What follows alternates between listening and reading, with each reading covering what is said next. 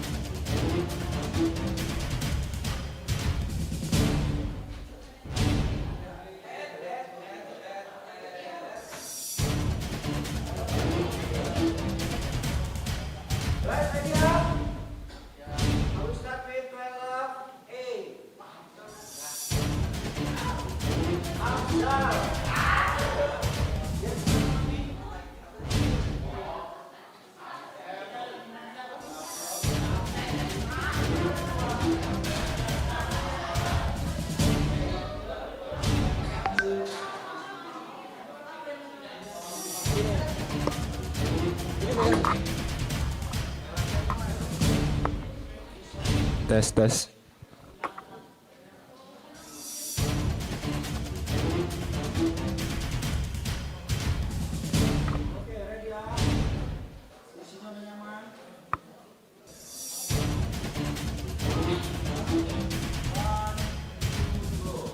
Good afternoon, viewers. My name is Afzal Natasat Al-Farasi, and welcome to today's news. So, for today, I would like to give you some information that are hot news. The first is about the Ministry of Finance, and the second is about the Indonesia Football Federation. So we go to the first one. The Finance Minister, Puraya Yudi Sadewa, says he is optimistic about the country economy. He believes Indonesia could grow by 5.5 in fourth quarter of 2025. According to him, the government programs and financial support are beginning to show a good result. Purbaya explained that the government has added more money to the financial support system to help business borrow and grow. This extra support is expected to help companies expand, hire more workers, and improve economic activity. Even though there are still challenges in the world, such as unstable global market and rising international price, Purbaya says Indonesia economy is still strong. He says the country has a good economic fundamental, including strong consumer demand and a stable financial sector. And then the next information, here is the latest news from Indonesia football. The Indonesia Football Federation, PSSI, officially sacked Patrick Kluivert as the head coach of national team on October 16, 2025. The decision was made through a mutual agreement between PSSI and Kluivert, meaning both sides agree to end the contract. Patrick Kluivert had been appointed earlier this year on January 8, 2025 as the replacement for Shin Taeyong. During time in charge, Kluivert led the match for eight times, including the 2026 World Cup. However, the result did not meet expectation. Indonesia failed to advance after losing the key match, including games against Saudi Arabia and Iraq. This poor result led to strong pressure on the coaching staff and eventually to today's decision. However, we must proud and give the support to Indonesia country. My name is Afzal and see you in the next news.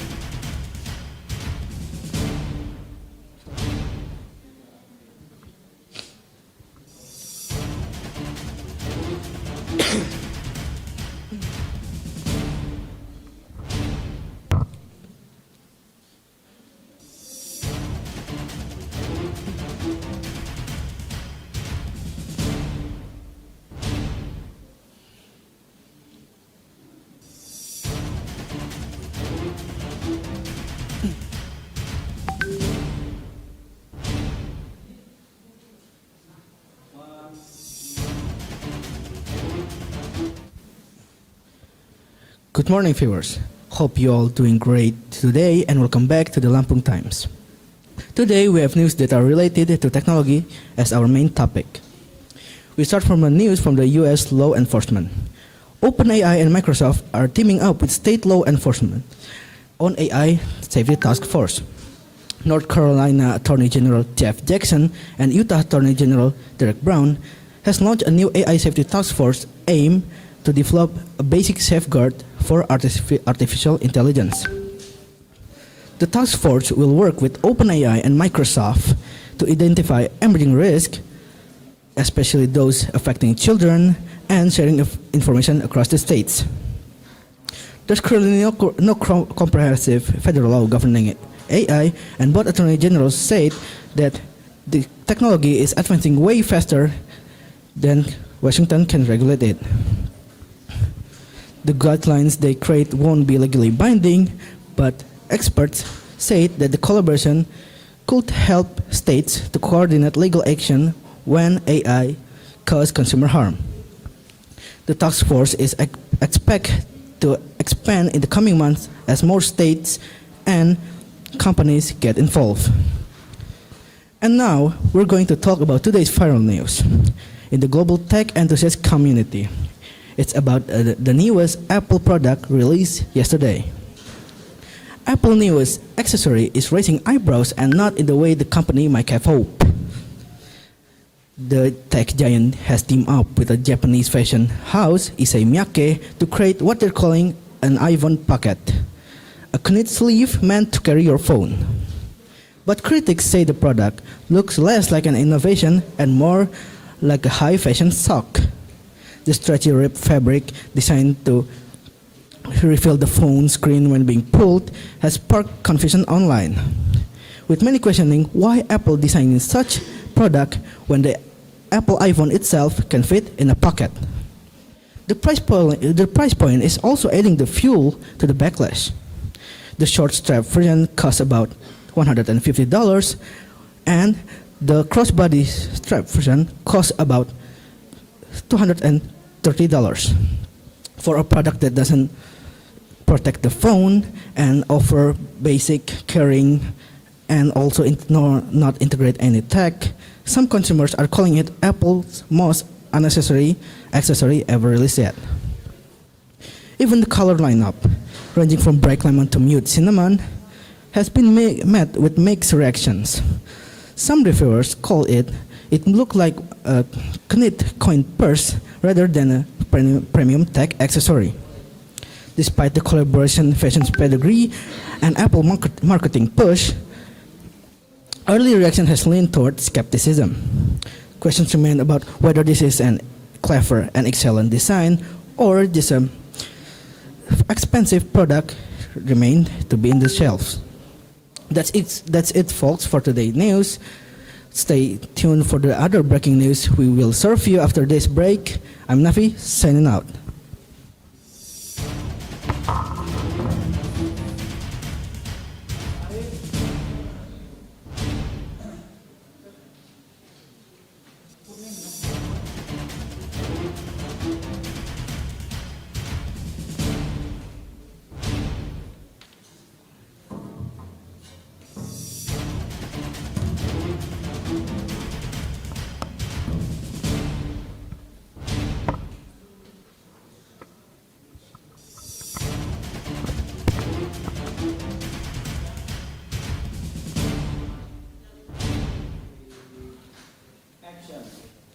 Good afternoon, viewers.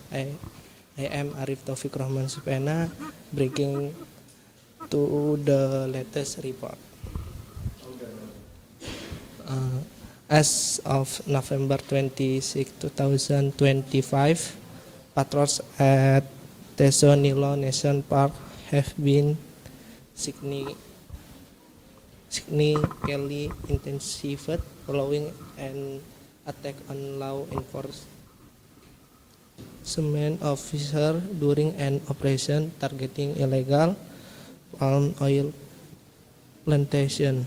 The government has deployed additional security personnel to prevent further incident and to speed up enforcement action against illegal and clearing.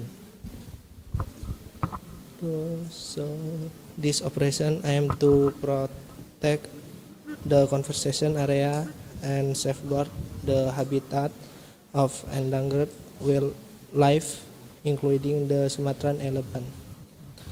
Officers are also undertake remapping of area affected by land clearing to ensure the park boundaries remain intact. Furthermore, joint teams are conducting outreach efforts to nearby communities to discover any indication or expansion of plantation within the national park limits. The government emphasizes that strike will be taken against individuals found quality of illegal forms and harassment. That is today update. I am Arif Taufik. Thank you for watching.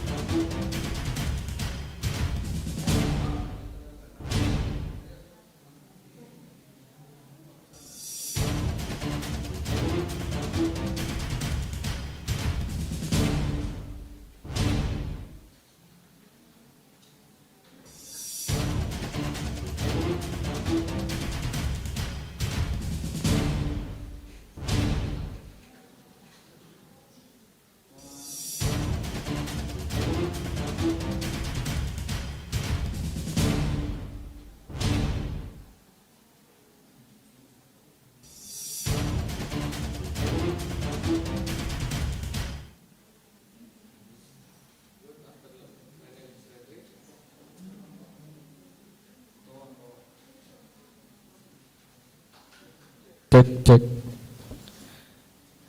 Good afternoon. My name is Frederick. In this afternoon's public service segment, the Ministry of Finance under Minister Purbaya Yudi Sadewa is opening a new workforce opportunity for high school graduates nationwide.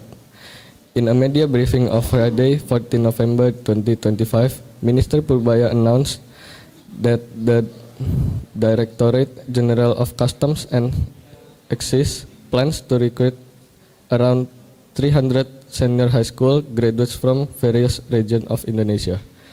These recruits will serve as field officers, not just technical staff, reflecting a growing need for on-the-ground personnel in custom operations.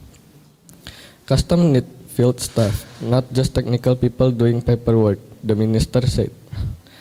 He also emphasized that while the 2025 intake is open to high school graduates, the 2026 civil servant requirement at the MOF will be reserved as STAN alumni only.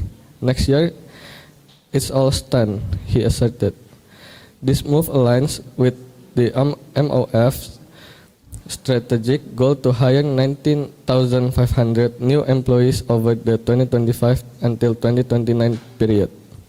To cover expected retirements, resignation, and internal transfers, under Regulation PMK 70/2025, the 2025 requirement will fill 2,100 positions.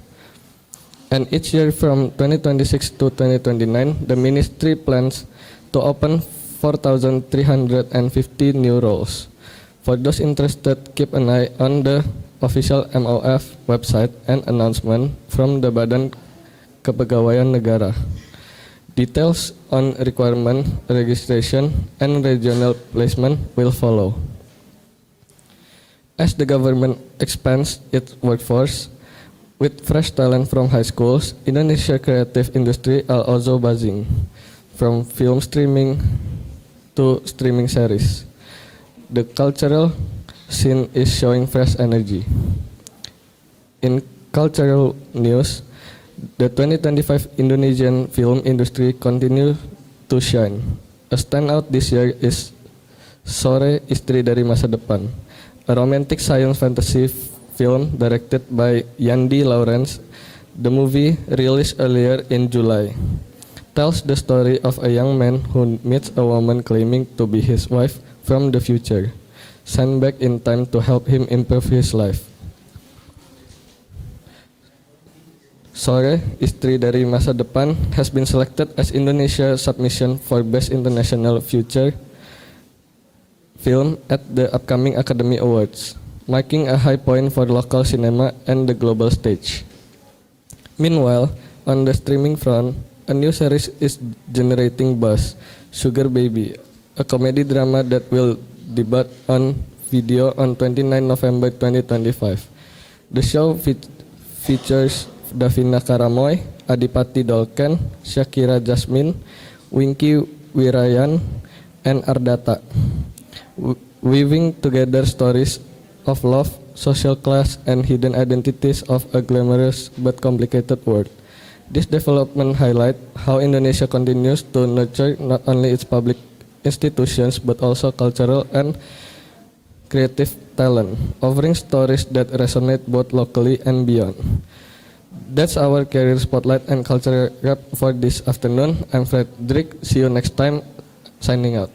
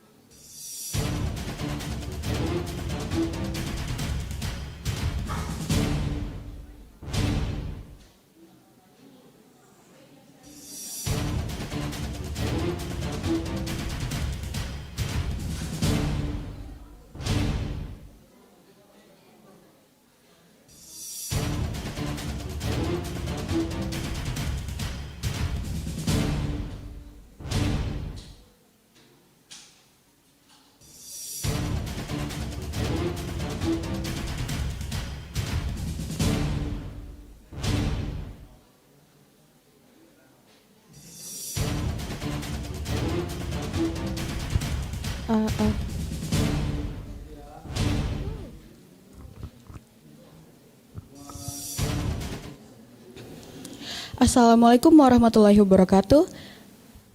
Wait, sorry.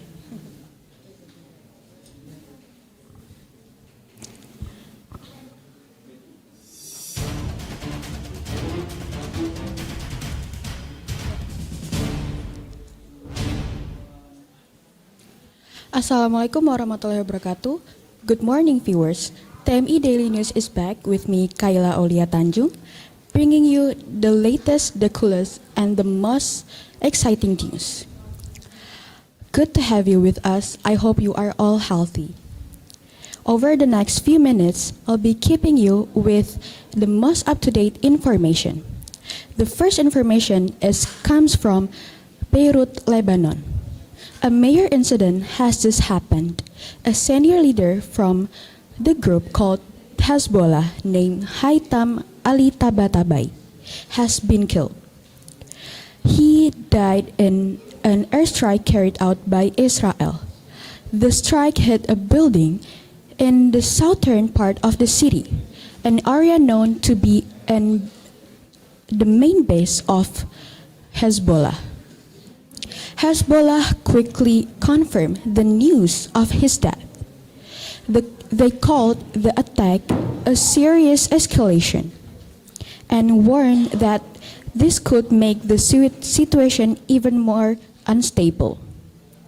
Meanwhile, Israel started that they specially targeted Tabatabai because Hez was directly involved in organizing operation against Israel's soldiers.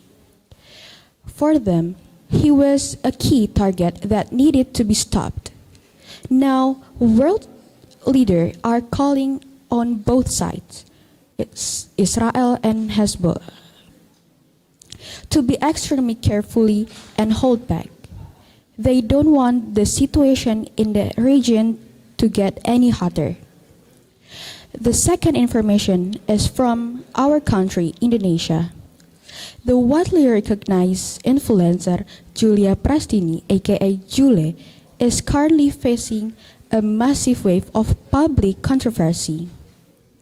She stands accused of cheating on her husband, a serious allegation that caused immediately uproar among her followers.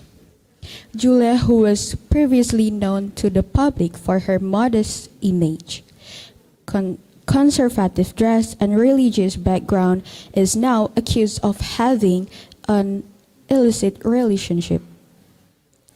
The man allegedly involved is Safri Ramadan, a professional boxer. These occasions gained strength after several photos and videos circulating online appears to show them together in a hotel and spending time deeply. The situation has also affected her personal life.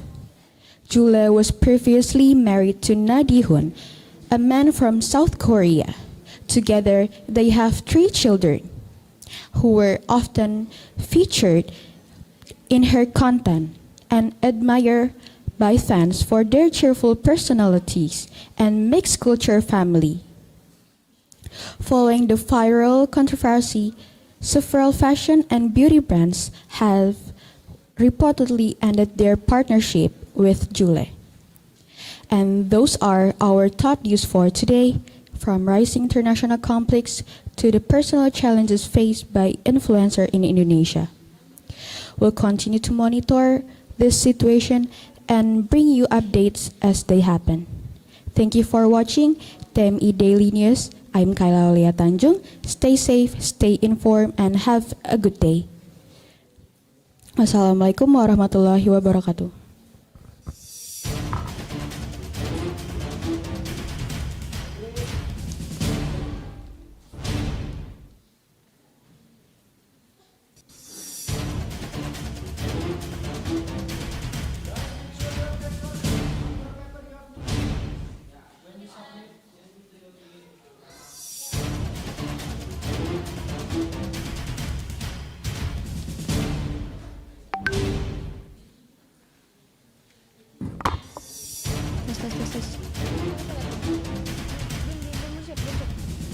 Tapi udah direkam ya? Gimana cara saya membalik ini dan kayak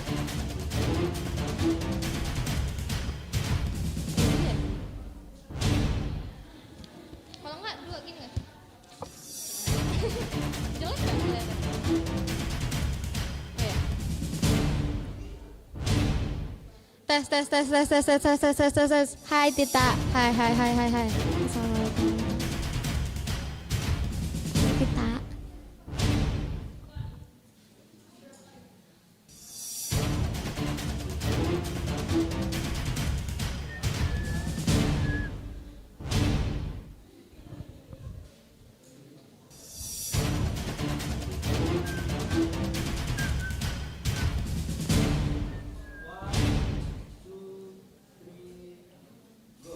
Good afternoon, everyone. Today, we begin with the developing situation in Bandarlampung, where daily waste production from public kitchens has reached a staggering number, raising concerns about sustainability and city planning. I'm Audrey, and here's our first report. The Environmental Department, DLH of Bandarlampung, has revealed notable findings after inspecting 78 MBG makan bergizi gratis community kitchens across the city. According to DLH head Yusnadi Ferianto, each kitchen produces approximately 10 kilograms of non-organic waste every day, resulting in total of 780 kilograms daily across the city. While organic waste is not collected due to its use by local farmers and fish cultivators, non-organic waste remains fully under DLH management and must be transported daily. The waste collection service requires each registered kitchens to pay a monthly retribution fee of 500,000 rupiah, processed digitally through the BRIVA payment system to ensure transparency. DLH teams have inspected the kitchen waste sorting practices and wastewater treatment system. Those that have not met environmental standards and were issued warning and will receive government assistance to comply. This growing waste load highlights a deeper challenge, ensuring that social programs bringing positive public impact do not unintentionally burden the environment. This issue underscores an important balance between public welfare and environmental responsibility. As Bandarlampung continues expanding its community food services, sustainable waste management will remain a crucial part of the discussion. In a separate story making headlines, a wedding in Madura has sparked intense discussion online, not for its ceremony, but for the bold appearance of the bride. Her name is Ningroba, and her striking red hair on her wedding day has led many to believe she was expressing silent resistance. The viral bride, Ningroba, is reported to be the daughter of Kiai in Madura. She married Gus Kavin on 15 November 2025 in Sampang, Madura. The wedding drew massive attention after photos and videos circulated online, showing the bride wearing a princess-style gown, a crown, and a bright red hair, notably without a hijab. The images, first posted by wedding makeup artists, quickly spread across TikTok and Instagram.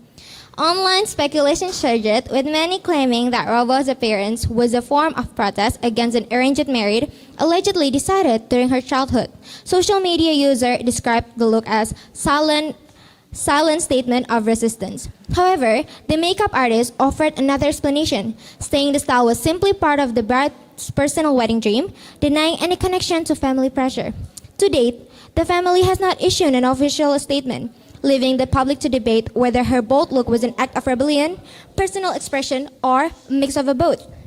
Ningroba's wedding has become more than a viral moment. It has ignited conversations about women's autonomy, cultural expectation, and personal freedom.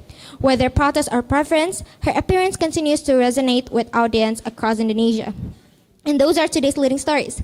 From growing environmental challenge posed by community kitchens in Bandarlampung to the viral wedding in Madura that sparked conversation about personal freedom and cultural expectation. Both issues, though different in nature, remind us of a central truth. As society evolves, so do responsibilities and discussion that come with it, whether in how we care for our environments or how the individuals strive to shape their own lives with tradition. That's all for today's news. I'm Ahrinisa Aurera Hadjo reporting from SHS Building. Thank you for watching.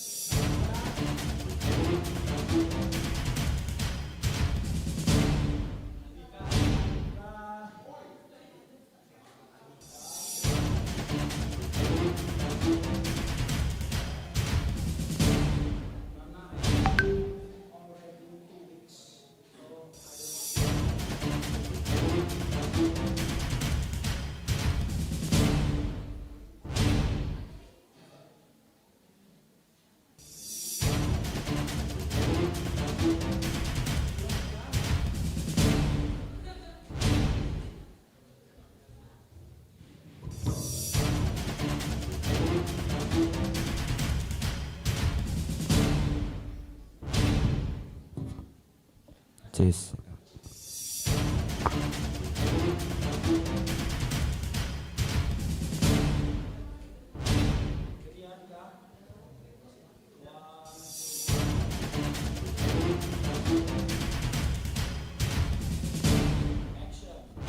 Good afternoon, everyone. Thank you for joining us today. I'm Muhammad Andika Ramadan, and with your breaking news from Indonesia. Early this morning, a magnitude 5.2 earthquake struck south of Blitar in East Java province. According to BMKG, the tremor was felt as far away as Bali and Yogyakarta. BMKG report the shaking was registered as modified Mercalli intensity 2 until 3 in area including Kota, Karangkates, Nganjuk, Blitar, Tulungagung, and Batul, Yogyakarta.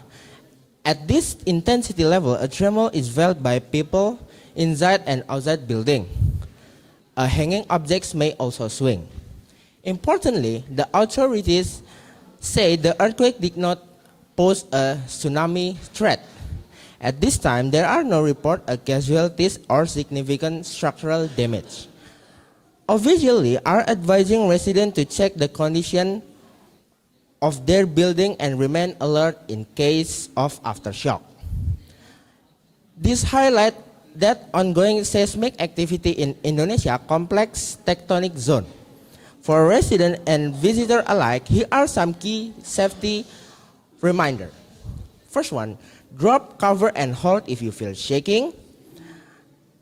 Rely on channels such as BMKG information and avoid rumors and a verified source. Let's to the next headline and welcome to gaming news. The 6 finalists for Game of the Year 2025 has been revealed, and this is the nominees. The first one is Clair Obscure Expedition 33, Death Stranding 2, Donkey Kong, Hades 2, Hollow Knight Silk Song, and Kingdom Come Deliverance 2. It's a stellar lineup this year, featuring of a middle indie hits a heavyweight sequel. Clair Obscure 33 leads a race by winning 12 nominations. Death Stranding 2, a long await from Hideo Kojima, earned 8 nods. On the lighter side, Donkey Kong, a Nintendo Switch 2 exclusive, make the cut with its nostalgic platform's charm. Hades 2, developed by Surgeon Games, and it recognized again returning the fast-paced roguelike spirits of its predecessor. Hollow Knight Silksong, an indie Metroidvania from Team Cherry, proved that small studio can stand tall all along the stage. And around of the list, Kingdom Come Deliverance 2, a historical RPG by Warhorse Studios, known for its realism and deep narrative. And it was a very competitive indeed. So what does that mean for the gaming industry? This is the list. Indie game rising with Expedition 33 and Hollow Knight Silk Song. Indie developers are clearly making a major big impact. Sequel power, big names sequel like Death Stranding 2 and Hades 2 shows that established franchise remain top contenders. Genre diversity from cinematic storytelling and platform to roguelike and realistic RPGs, this year GOTY nominees cover a broad spectrum. And the final winner will be announced at the Game Awards ceremony on December 11, 2025. Thank you for your report. Clearly, this year's Game Awards are shaping up to be one of the most excited one. Gamers around is already voted for the game who will win for the GOTY 2025. That's all from me. I'm Muhammad Andika. Thank you for today.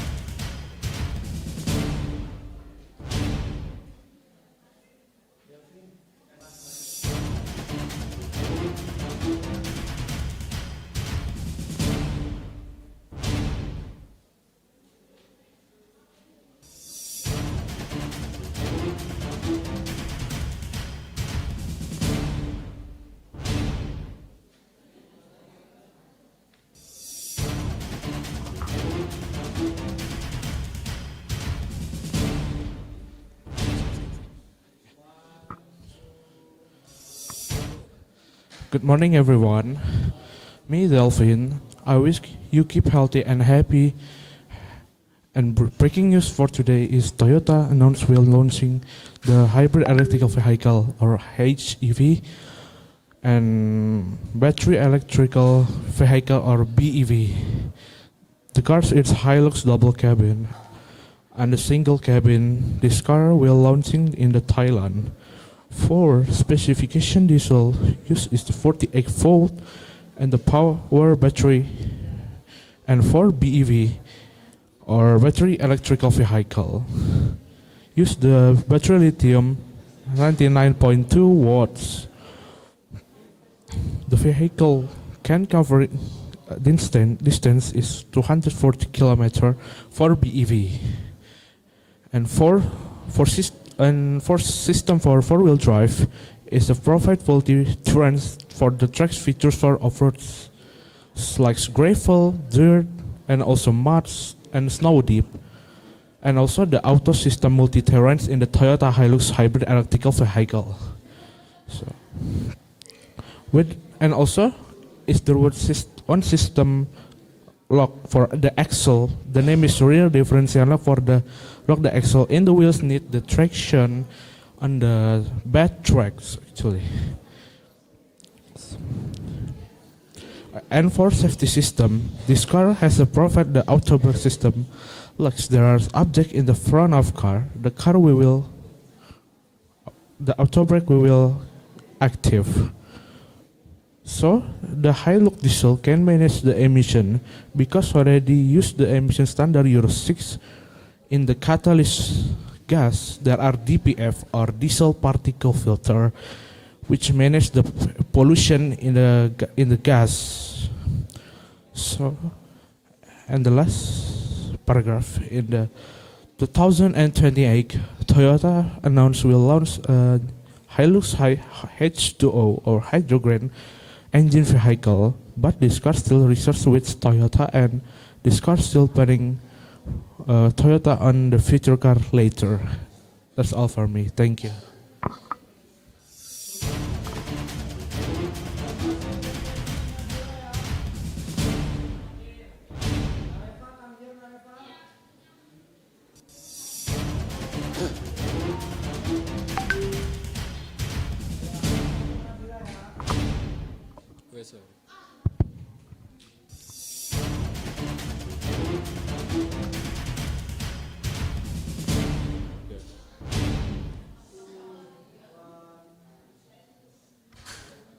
Hello everyone, back again with me Muhammad Fazil Asfar Ramadan on TMI Breaking News.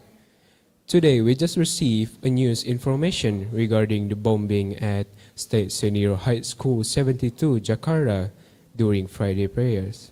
This tragedy leaving at least 96 people injured. The perpetrator was suspected a student in the same school. This action was accumulated by feelings of anger and dislike, documented in the suspect notebook since high school, where he always felt alone and had no friends. However, no official motive has been confirmed by authorities. Jakarta Metropolitan also state that the perpetrator was not related to any terrorist organization, although he was inspired by 7 right-wing extremists, which one of the figure is Natalie Lynn Samantha Rupno, the perpetrator of shooting in Christian school at the United States, which occurred on 16 December 2024. From now, the school still determine the root of the problem. Forensic analysis results show that the explosive used in the attack is only a simple homemade bomb, but it was extremely dangerous that made with potassium chloride.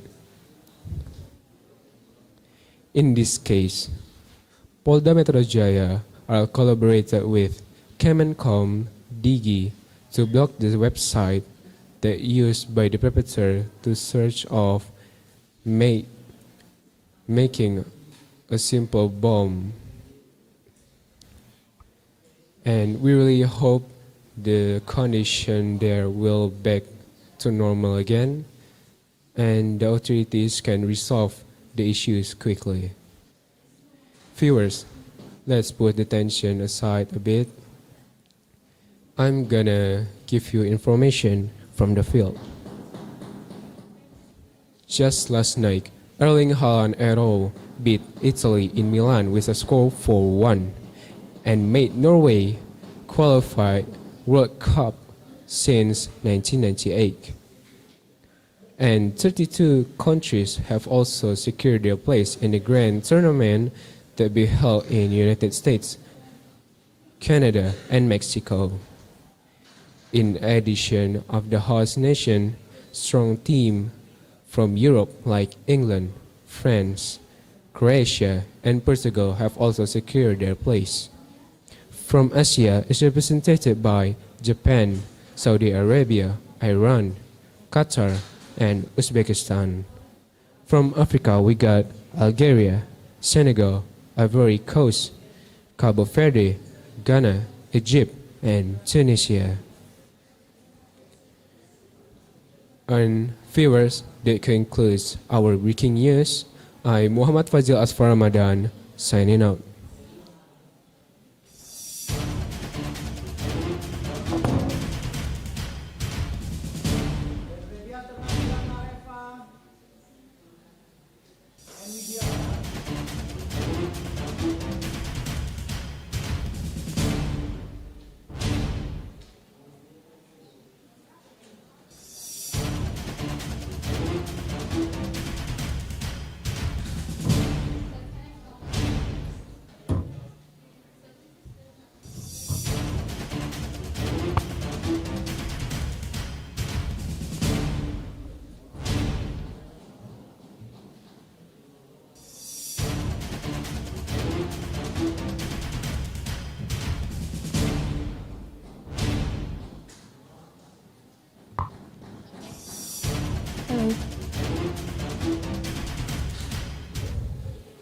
Coming from TMI News, date 26 November 2025. Hello everyone, my name is Nabila Putri Hatsabila, and starting from Heart News today's top stories are genocide that is happening right now in Sudan.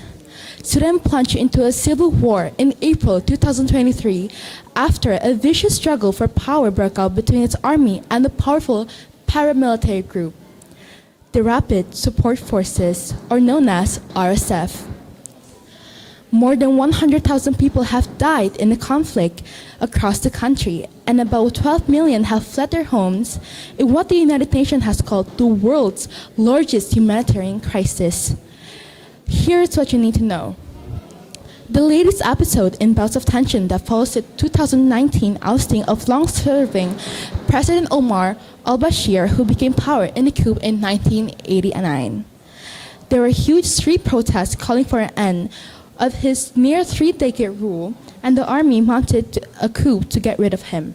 But the civilians continued to campaign for the introduction of democracy. A joint military-civilian government was then established, but was overthrown in another coup in October 2021.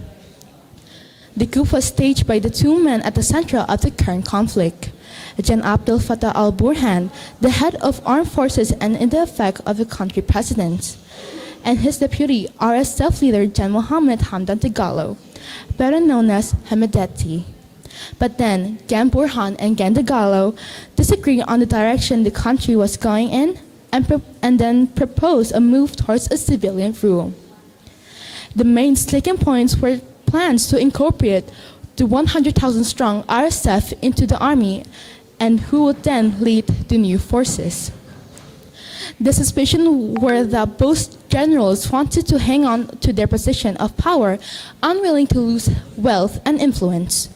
Shooting between the two sides began on April 15, 2023, days of tension as members of the RSF were redeployed around the country in a move that the army saw as a threat. It is disputed who fired the first shot, but the fighting swiftly escalated, with the RSF seizing much of Khartoum until the army regained control of it almost 2 years later in March 2025.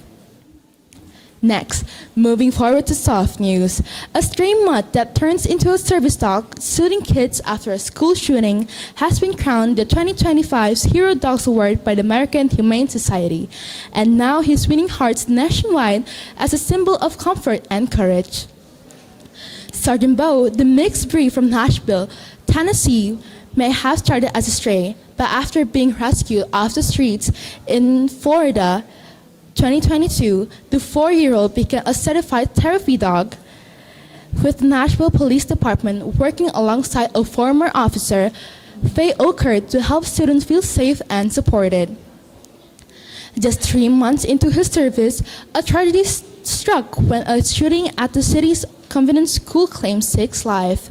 Sergeant Bo was called to help comfort children and families at their unification site, climbing into buses, letting shaken students rest against him, and staying until the last family left. Since then, this student gentleman has continued visiting school across the community, helping kids open up, easing anxiety, and reminding everyone healing can come from most unexpected places. Sergeant Bo's journeys turned extraordinary when Miss Oakert, who became Nashville's school resource officer, advocated for a program that trains homeless pets as therapy dogs. Though Faye initially worried that his scruffy appearance and skin allergies, their bond formed quickly after training, and Sergeant Bo became her trusted partner and a living lesson to students that appearance can be deceiving. 3 months later, after the school shooting, Sergeant Bo and Faye provided a steady comfort for students in crisis during community's darkest hour. We are thrilled to name Sergeant Bo as American Humane latest hero dog, as a distinction that is so well deserved for both him and his handler, Faye, said Dr. Robin Gansard, President and CEO of American Humane Society. During profoundly difficult times, their presence served as a powerful beacon of hope, safety, exactly the qualities this award seeks to recognize. Earlier this year, Sergeant Bo tore his ACL, prompting the police department to retire him. Faye retired soon after, not wanting to work without the loving pooch by her side. Now enjoying retirement with Faye and her husband, Sergeant Bo continues to soothe people of all ages. He still visits convents weekly and other schools monthly, helping shy children open up and bringing smiles. That is all from me. Stay positive, stay safe. I am Nabila Putri Halsabila, coming from TMI News, signing out.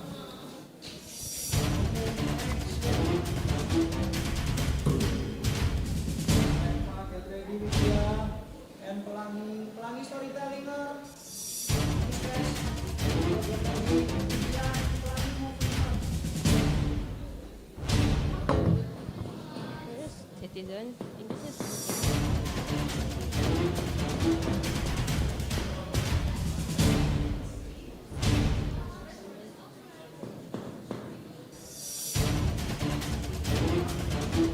Yeah.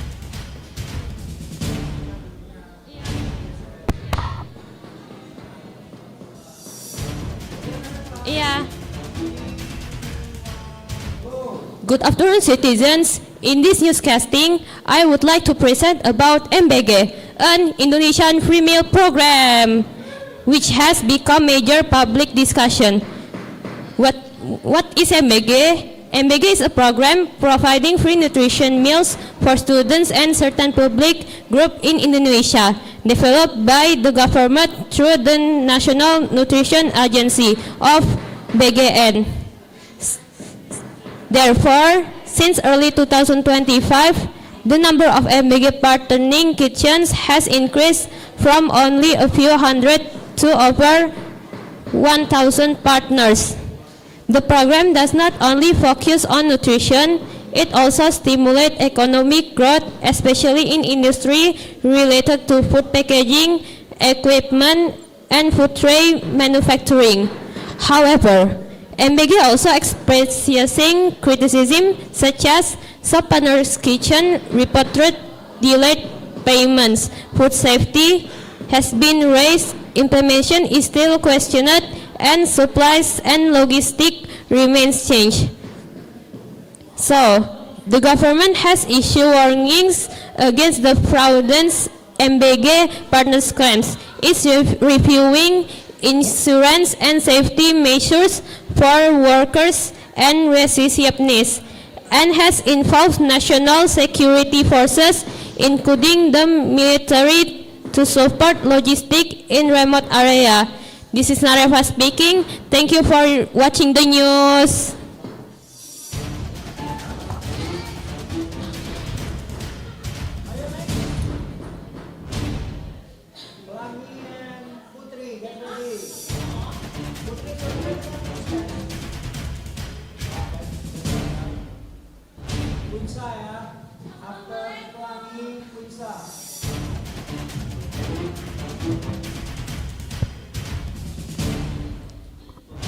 Wait.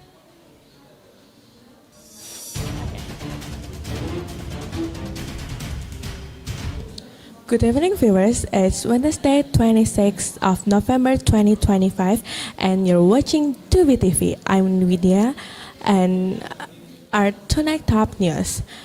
Major protests under the movement Women Shutdown took place today across South Africa, Kenya, and Rwanda.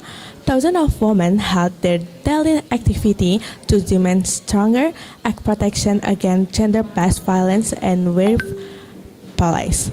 The protests began early this morning with participants starting a shutdown, pausing work, school, and public activity to symbolize how society relies on the often organized contribution on women. In Johannesburg, thousands filled the street holding signs reading "Our Life Matter" and "Equal Pay, Equal Dignity." Government in several participating countries have responded by announcing emergency meeting to review police proposal on women's safety and equal pay standard. However, activity argued that response remains insufficient. Closer to home, households in several regions are facing difficult as LPG supply becomes strange. This was the scene at an LPG distribution point in Tangerang this morning. Residents lined up before sunrise, hoping to get a 2 kg gas cylinder, but supply remained limited while demand continued to rise. Because of the storage, many residents have resorted to using firewood or kerosene stove. Meanwhile, small food vendors say their operating costs have risen significantly. Local authorities say they are coordinating with distributors to increase LPG supply, but they cannot yet confirm when the situation will return to normal. Residents are hoping a quick solution to ease the strain on their daily needs.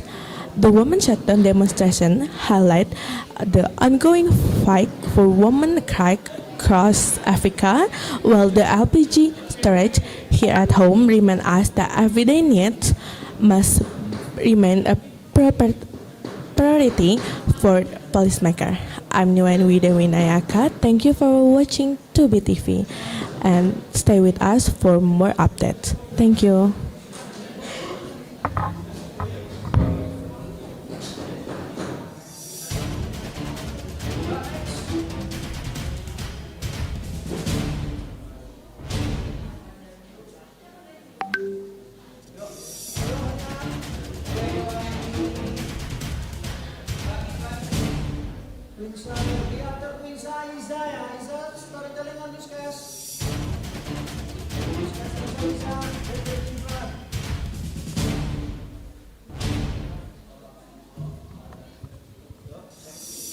Check. Yeah. Hello, I'm Isa and welcome to TMI News Update, bringing the latest developments from around the world. Today, we start with the significant economic headlines from Jakarta, one that signals a bold new direction for Indonesian economic landscape. Leadership changes in Indonesia fiscal sector have once again drawn public attention. On September 8, 2025, President Prabowo Subianto officially appointed Purbaya Yudi Sadewa as the new Minister of Finance, replacing Sri Mulyani Indrawati. Purbaya, previously the chairman of the Indonesia Deposit Insurance Corporation, brings strong experience in economic and financial stability. His arrival marks a new direction for the country's fiscal policy. One of his first major steps is the injection of 200 trillion rupiah into 5 state-owned banks.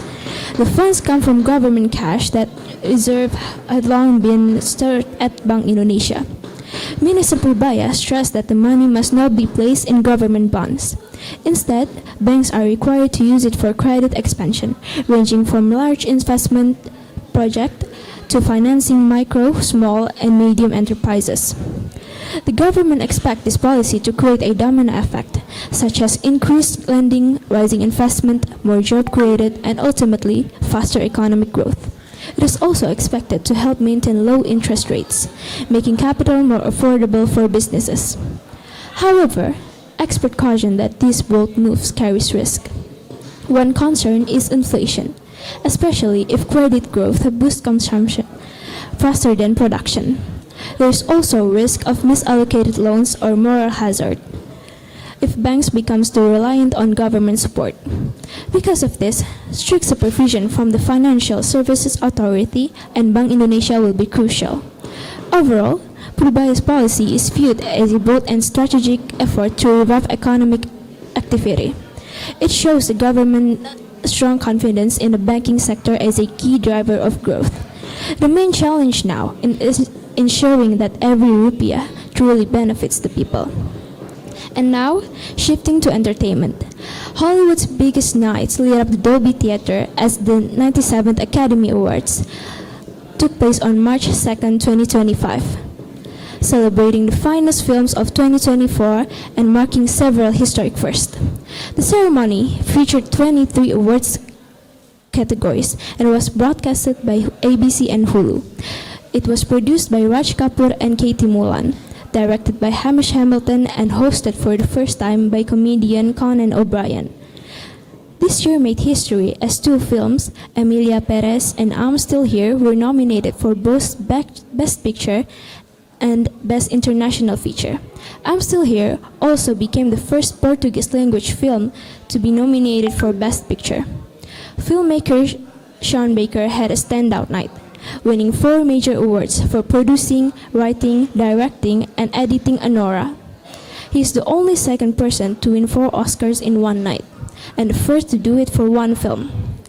The ceremony also broke new ground in representation. Carla Sofia Gascon became the first openly transgender performer to receive an award acting nomination.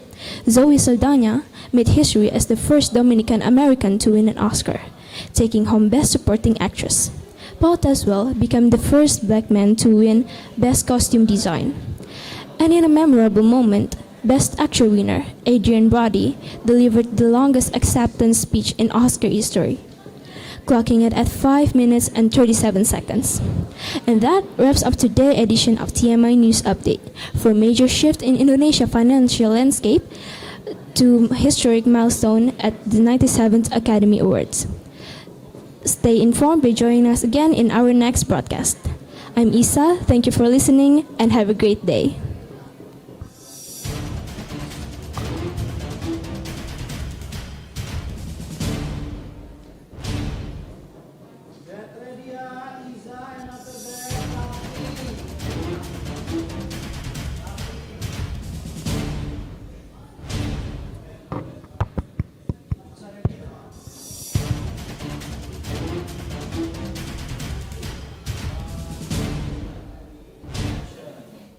Good morning. This is your technology news update. I'm Quincha Aurelia. Our top story. Access to 2 major global platforms may face suspensions in Indonesia. The Ministry of Communication and Digital Affairs, Komdigi of Indonesia, through its Directorate General of Digital Space Supervision, has sent formal notice to 25 electronic system providers, or PSES, including OpenAI and Duolingo. The reason? They have yet to register under the country's regulatory framework for private electronic system. The ministry warns that if the platform failed to register promptly, they could face administrative sanction, including the blacklist of access within Indonesia. According to Alexander Sabar, General Director of Digital Space Supervision, said, registration is not only about administrative, but is a key instrument to safeguard Indonesia's to protect citizens in a healthy, accountable digital ecosystem. He emphasized that both domestic and foreign platforms must register before operating in Indonesia. The ministry is reminding all private electronic system providers included in the notice to immediately comply with Indonesia law by completing their registration through the online single submission system. If a major platform like Duolingo or a service opened by AI remain unregistered, Indonesia user may face disruption or be unable to access them altogether.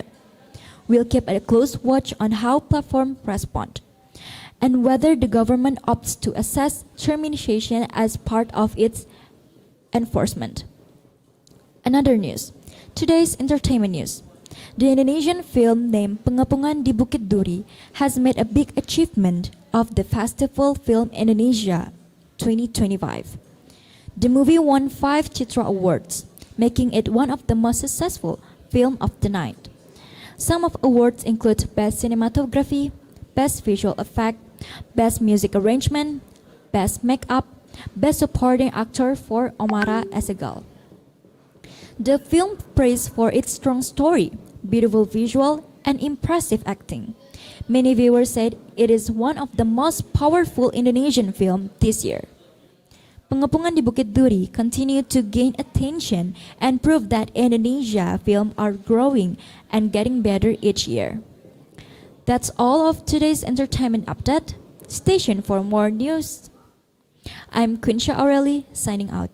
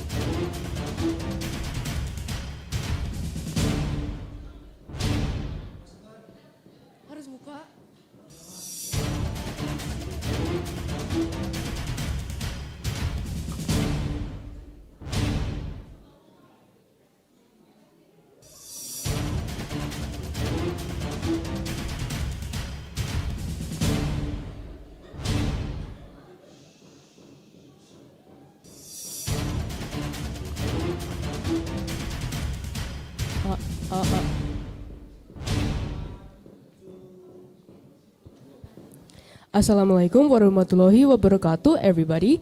Reporting live on today's topic. Gaza's truce progress on slow Israeli Hamas. Violence persists Cairo, Jerusalem on November 24. Israeli forces killed 3 Palestinians in Gaza near the line demarcating areas of Israeli control on Monday, underlining the struggle to broaden a fragile ceasefire deal approved over 6 weeks ago to global acclaim.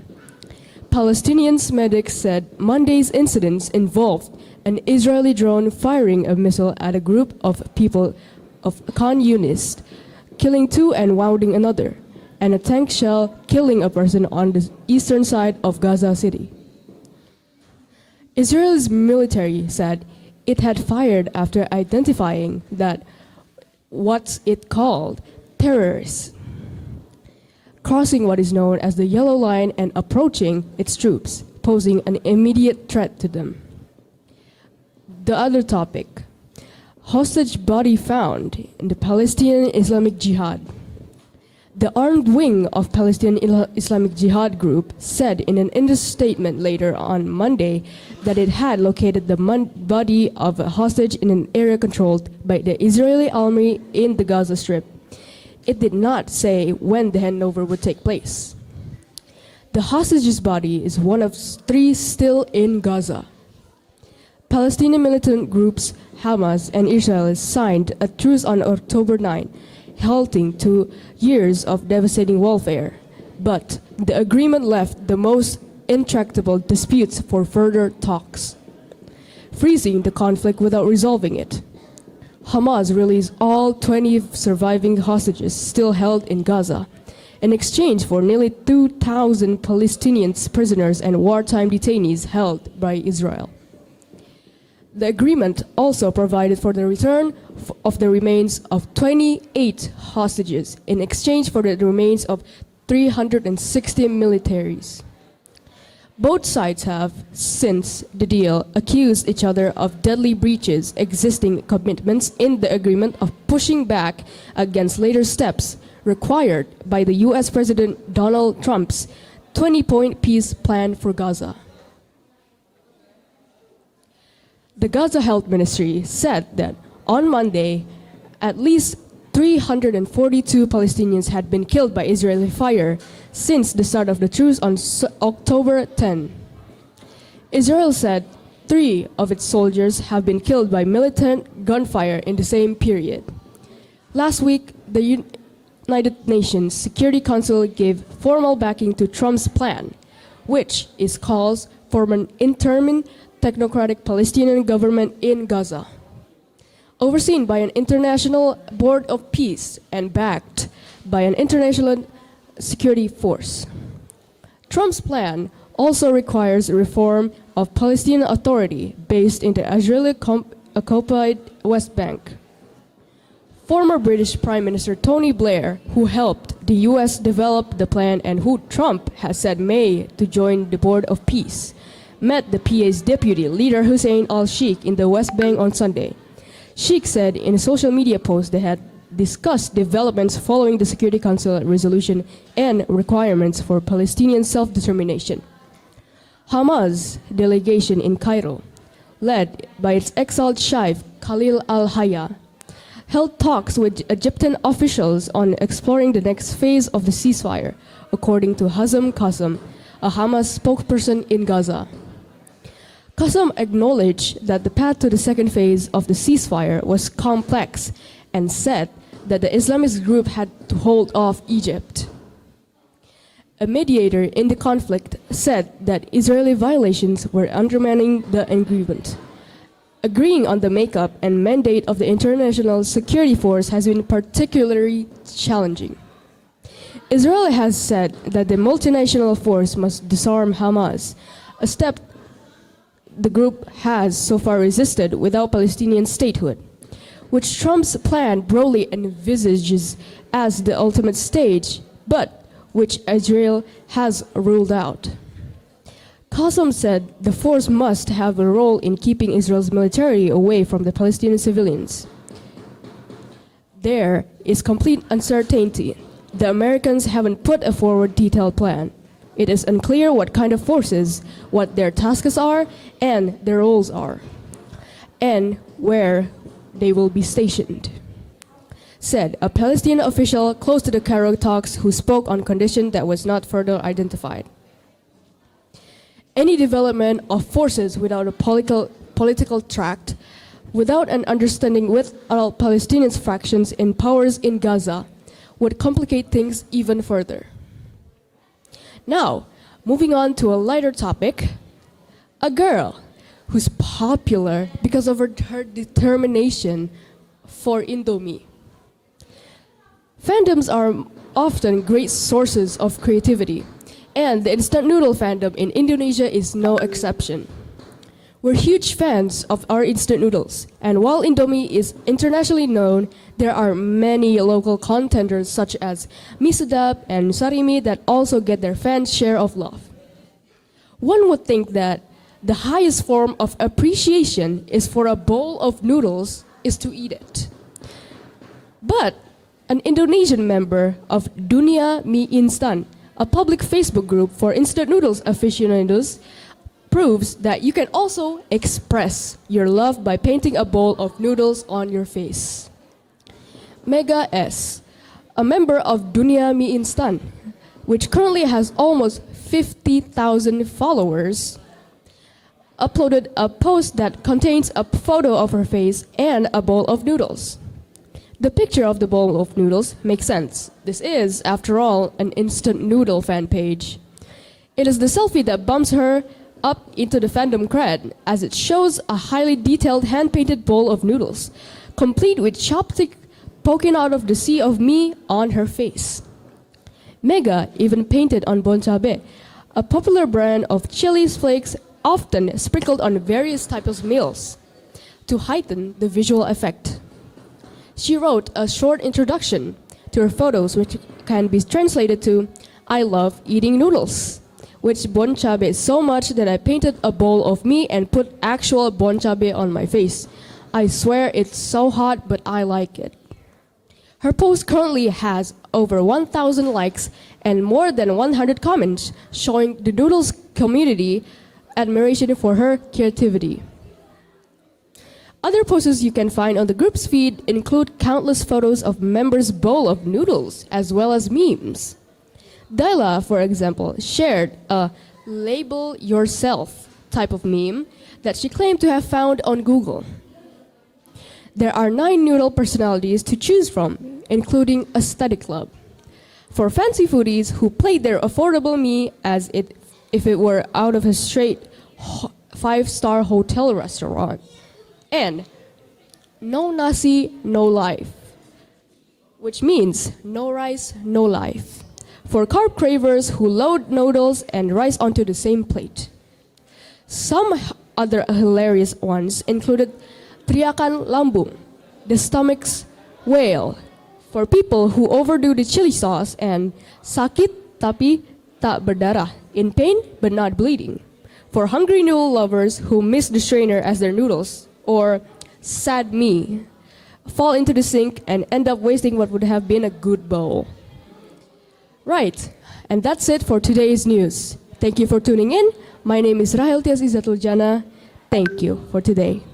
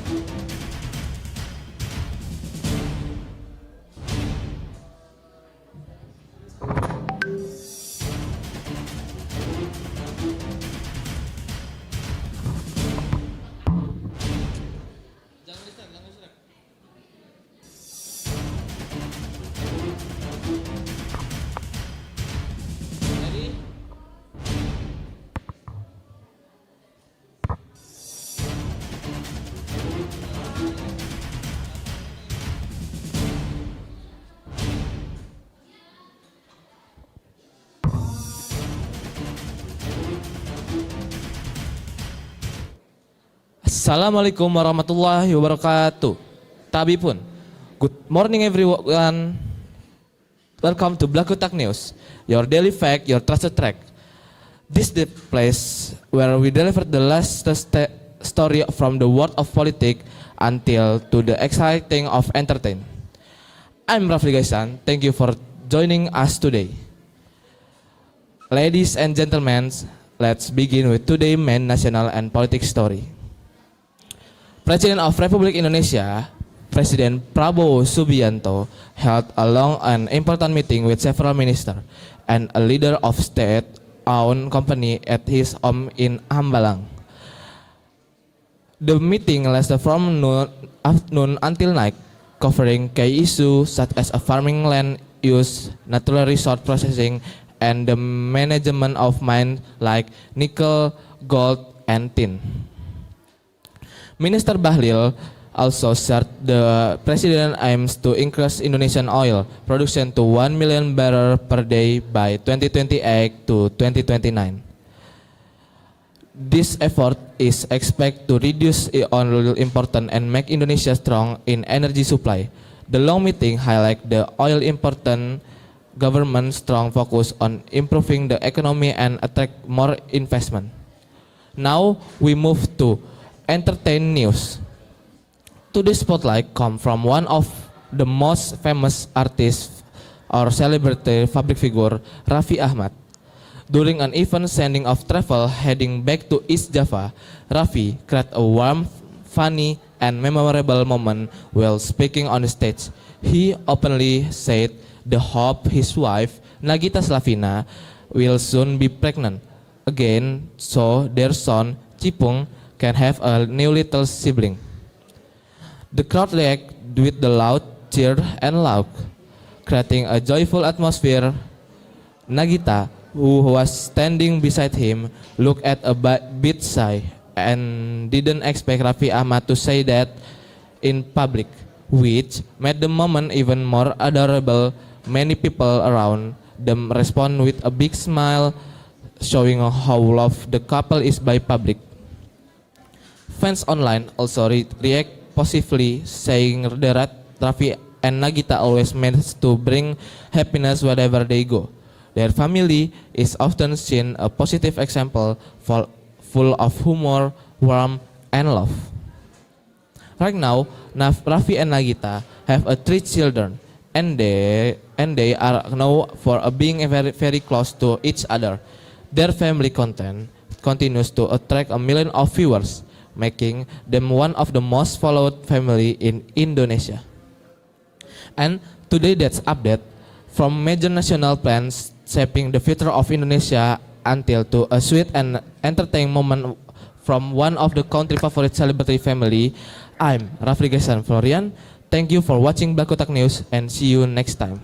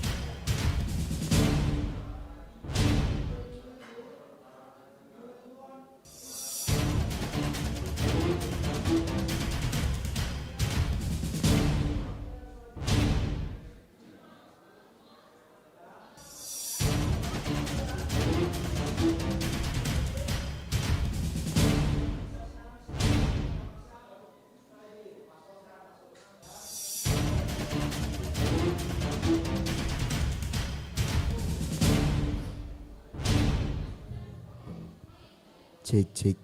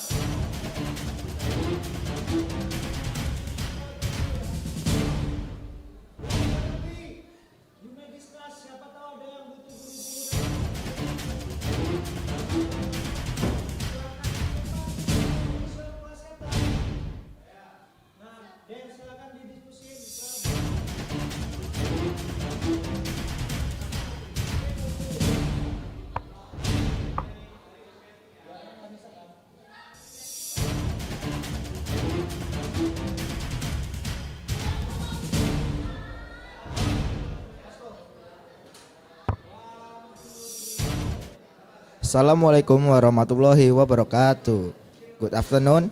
My name is Pasco. Today Indonesia faces two different stories. One is about a serious debate on new law, and the other is about an expect price from overseas for Indonesian food. These stories show how both national police and daily culture can shape how Indonesia is viewed at home and by the world. Our first news is about a criticism from the Indonesian Legal Aid Foundation YLBHI regarding the revision of the criminal procedure code known as KUHAP. YLBHI says that the Indonesian Parliament is working on the draft without enough transparency. Many important articles are not shared openly with the public. Some parts of the draft may give the government large power in investigation, including secret surveillance, undercover operation, and even allowing the military to act as the investigator in regular criminal case. Critical worry that is called reducing civilian control limit the media from accessing legal process and weaken public participant is decision that affect democratic right.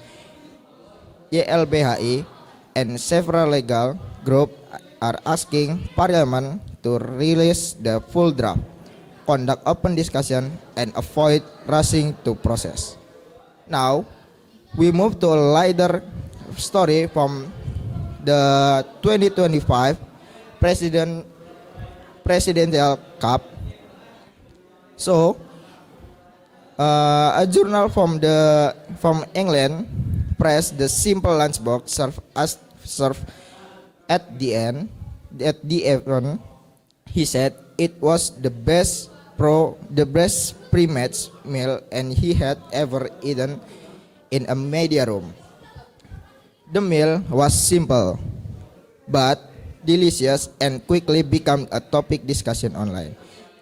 This shows that even simple Indonesian food can leave a strong and positive impression on international guests.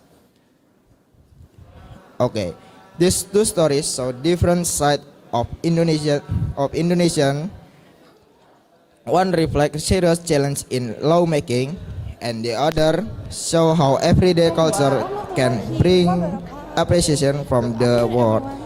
Thank you for joining this afternoon. I'm Vasco, and I'm singing out. Thank you. Where a doll could turn into a robot.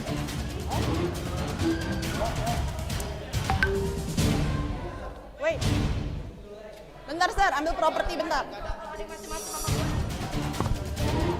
Ya. Oh? Apa? Enggak.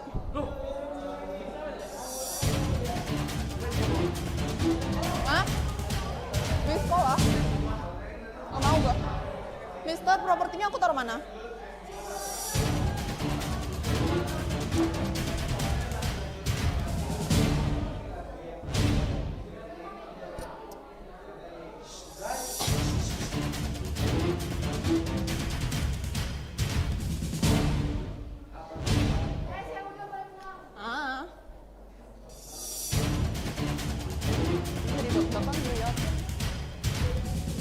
Jangan diliatin, ya? Cek.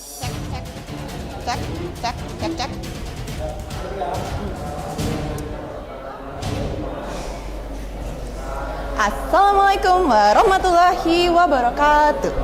Good afternoon, everyone.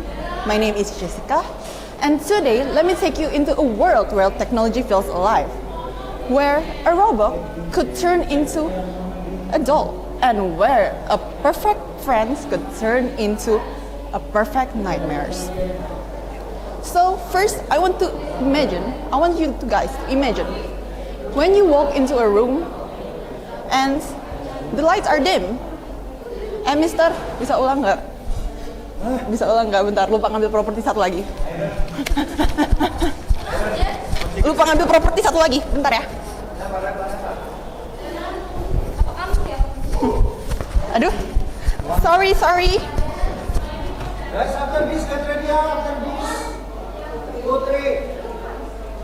Okay.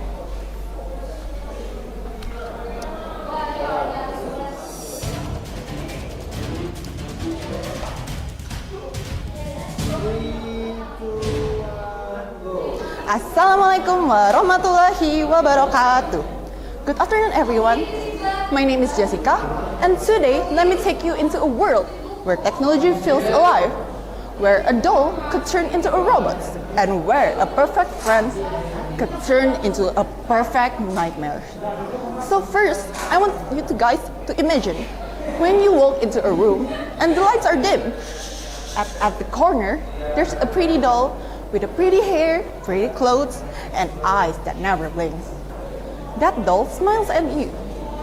She is designed to protect you no matter what. She is Megan. So this story is titling Megan, the possessive doll.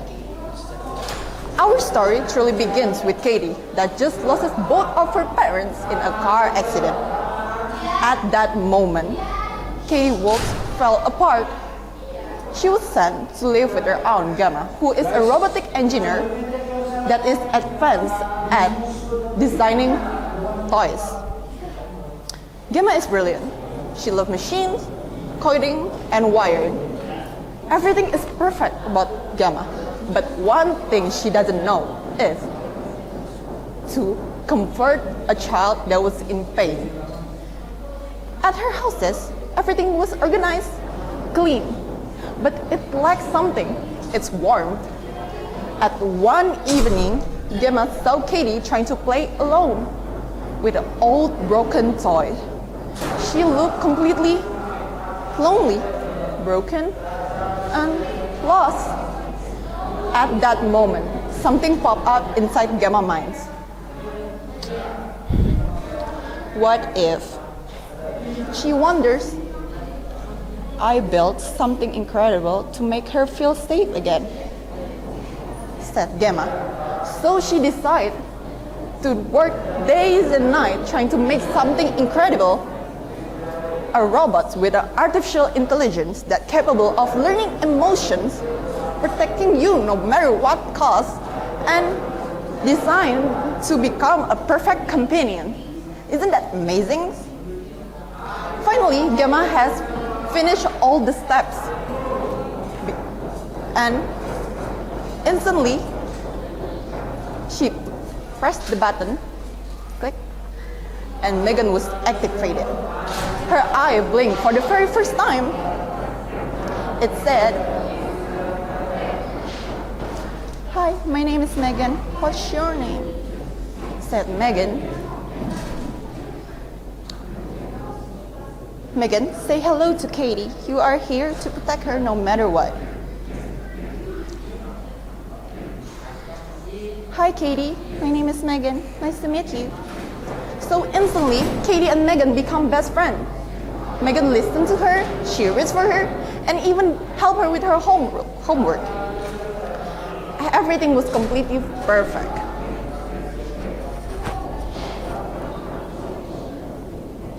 You're the best friend ever, Megan, said Katie while playing.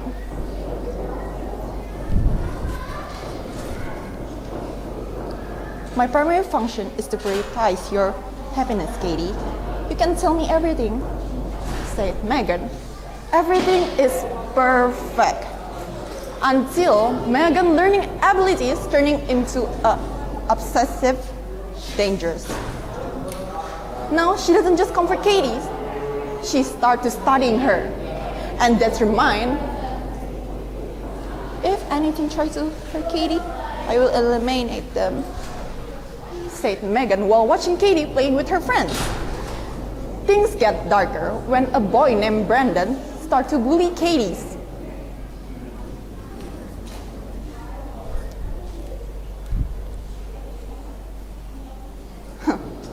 Get off, losers. You're in my way. While pushing Megan down to the floor. Megan was hurt. Seeing that, Megan stepped between them and said, "You are causing a physical and emotional distress. Apologize now." While grabbing Brandon's hand in a force. Brandon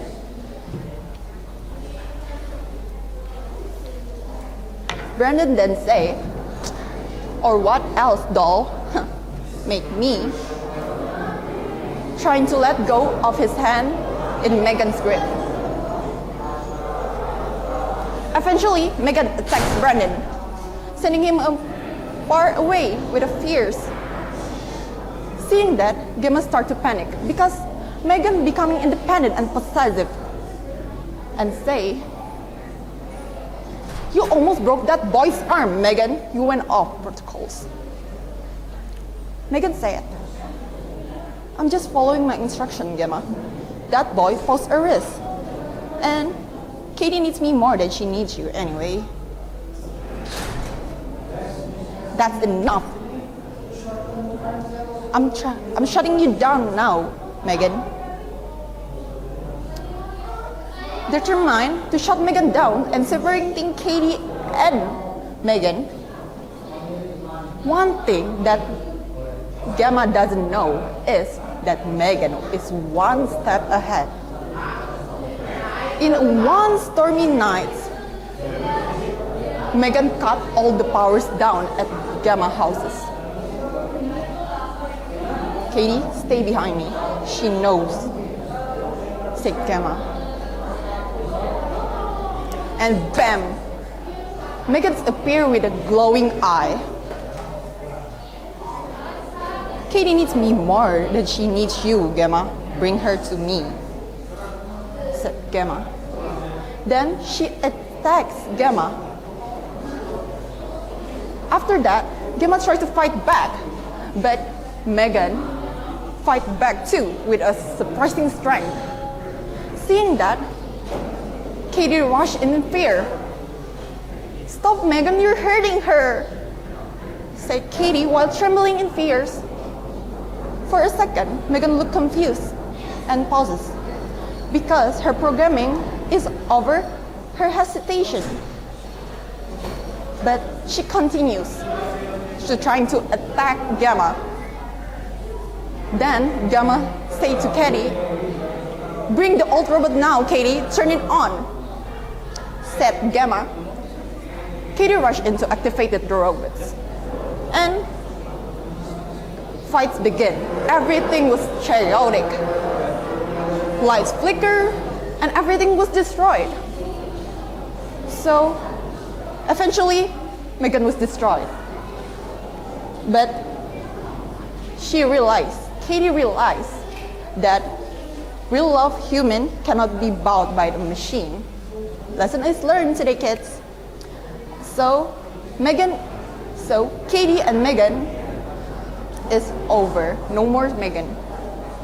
Now Gemma start to bond with Katie's and everything was over. But when they left the houses, a TV started to turn on. "Hi, Katie," said Megan, who knows that Megan is always watching. That's all for me. Thank you, everyone.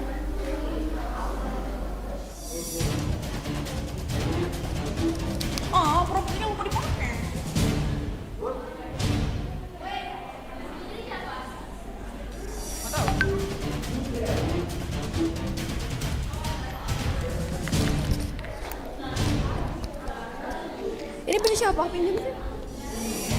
Punya siapa ini sekarang? Ini HP gue. Pakai tap aja lah.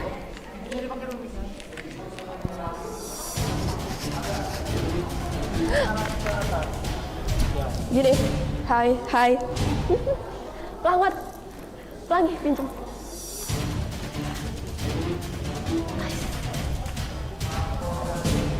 Gue pakai apa? Bukan kayak HP gitu, Sir. Ya udah.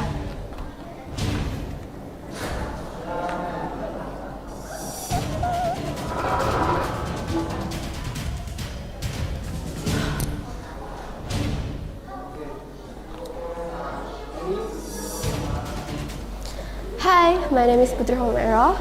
Today I want to storytelling about my favorite film. Yeah, that title is Demon, the Parallel Demon. One day, the main character is Link Meow Meow. She obsessed with what is that? Novel sounds. The title is Demon Slayer. And one day, the new chapter is released. She excited to listen that chapter, the last chapter, and until she learn. Seru banget. Gemeter.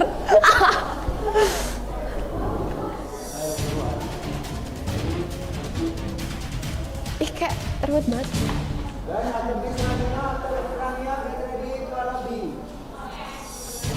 Kedengeran nggak suaranya?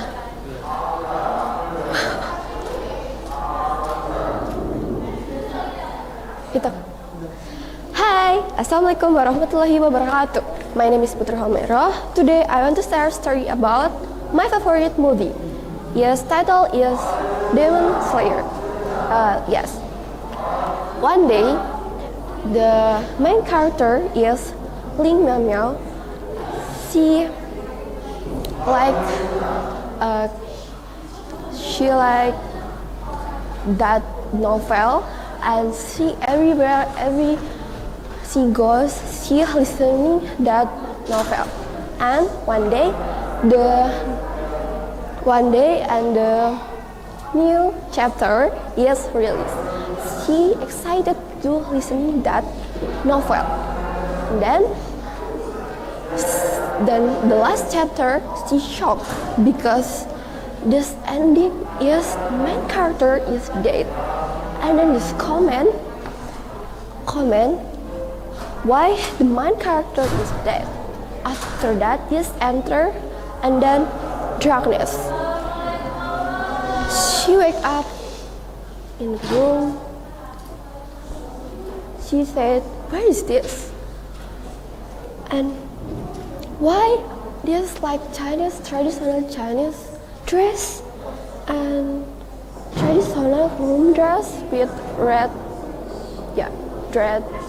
probably." And then talk. And then Yuan coming back for the dress.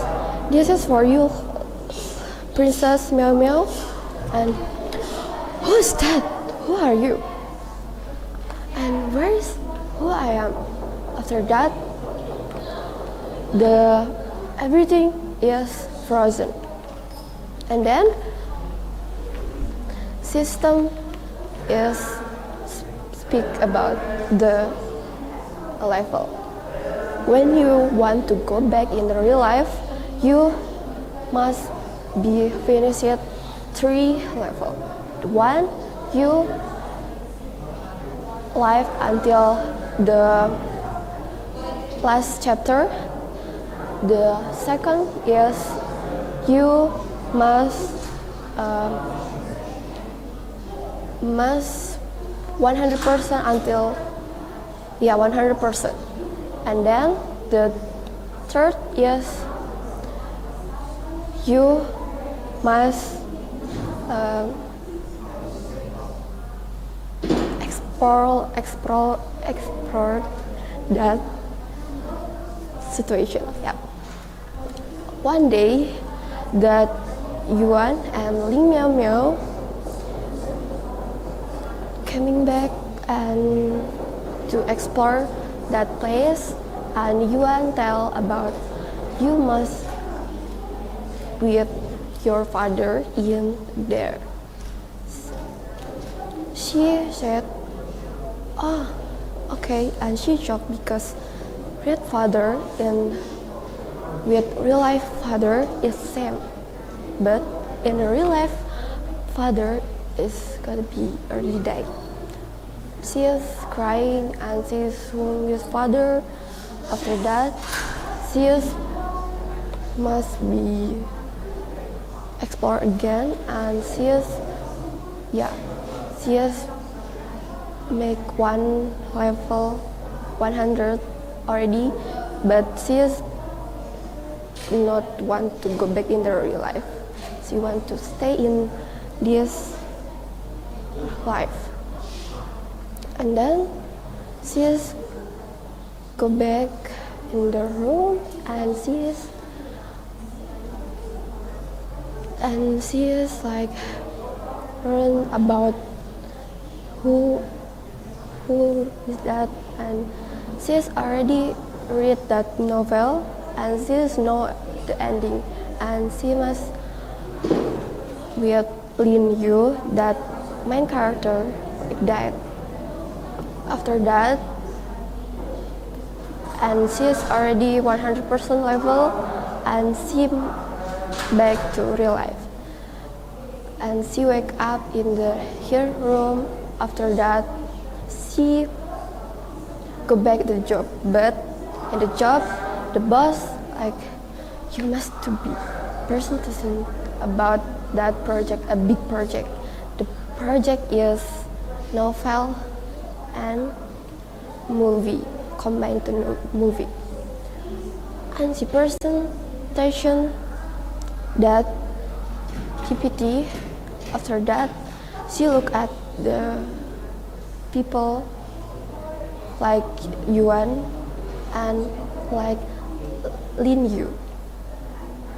And then she shocked Yuan and Lin Yu know she in the novel is a real that.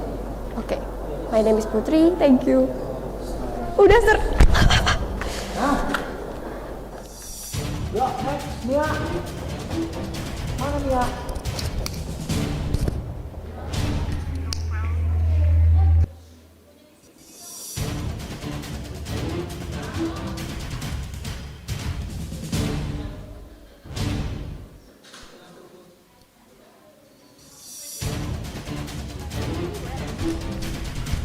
Here.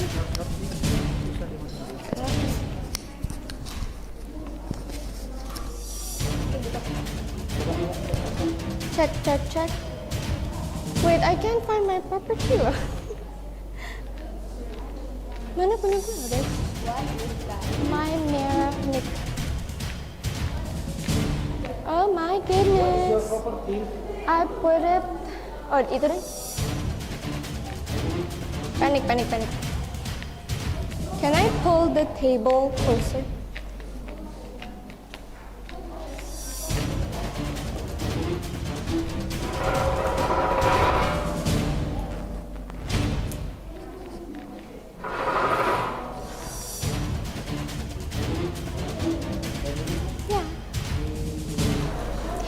Good afternoon, everyone.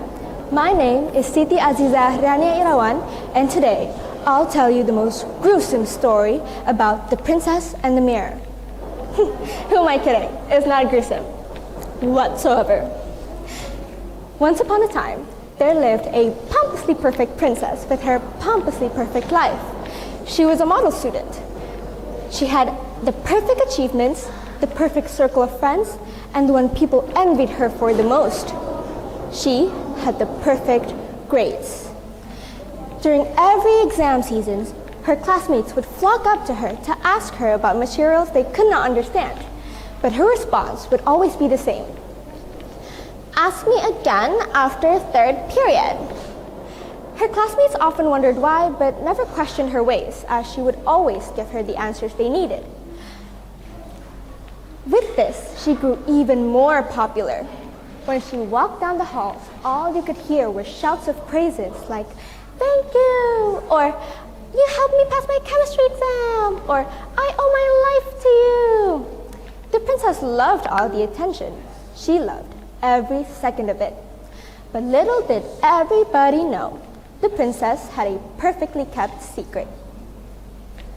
On the day of her royal debut, just 10 days after she was born, an enchanted pixie came to her from the depths of the enchanted forest to give her a blessing. "Oh, it's a beautiful baby," the pixie said.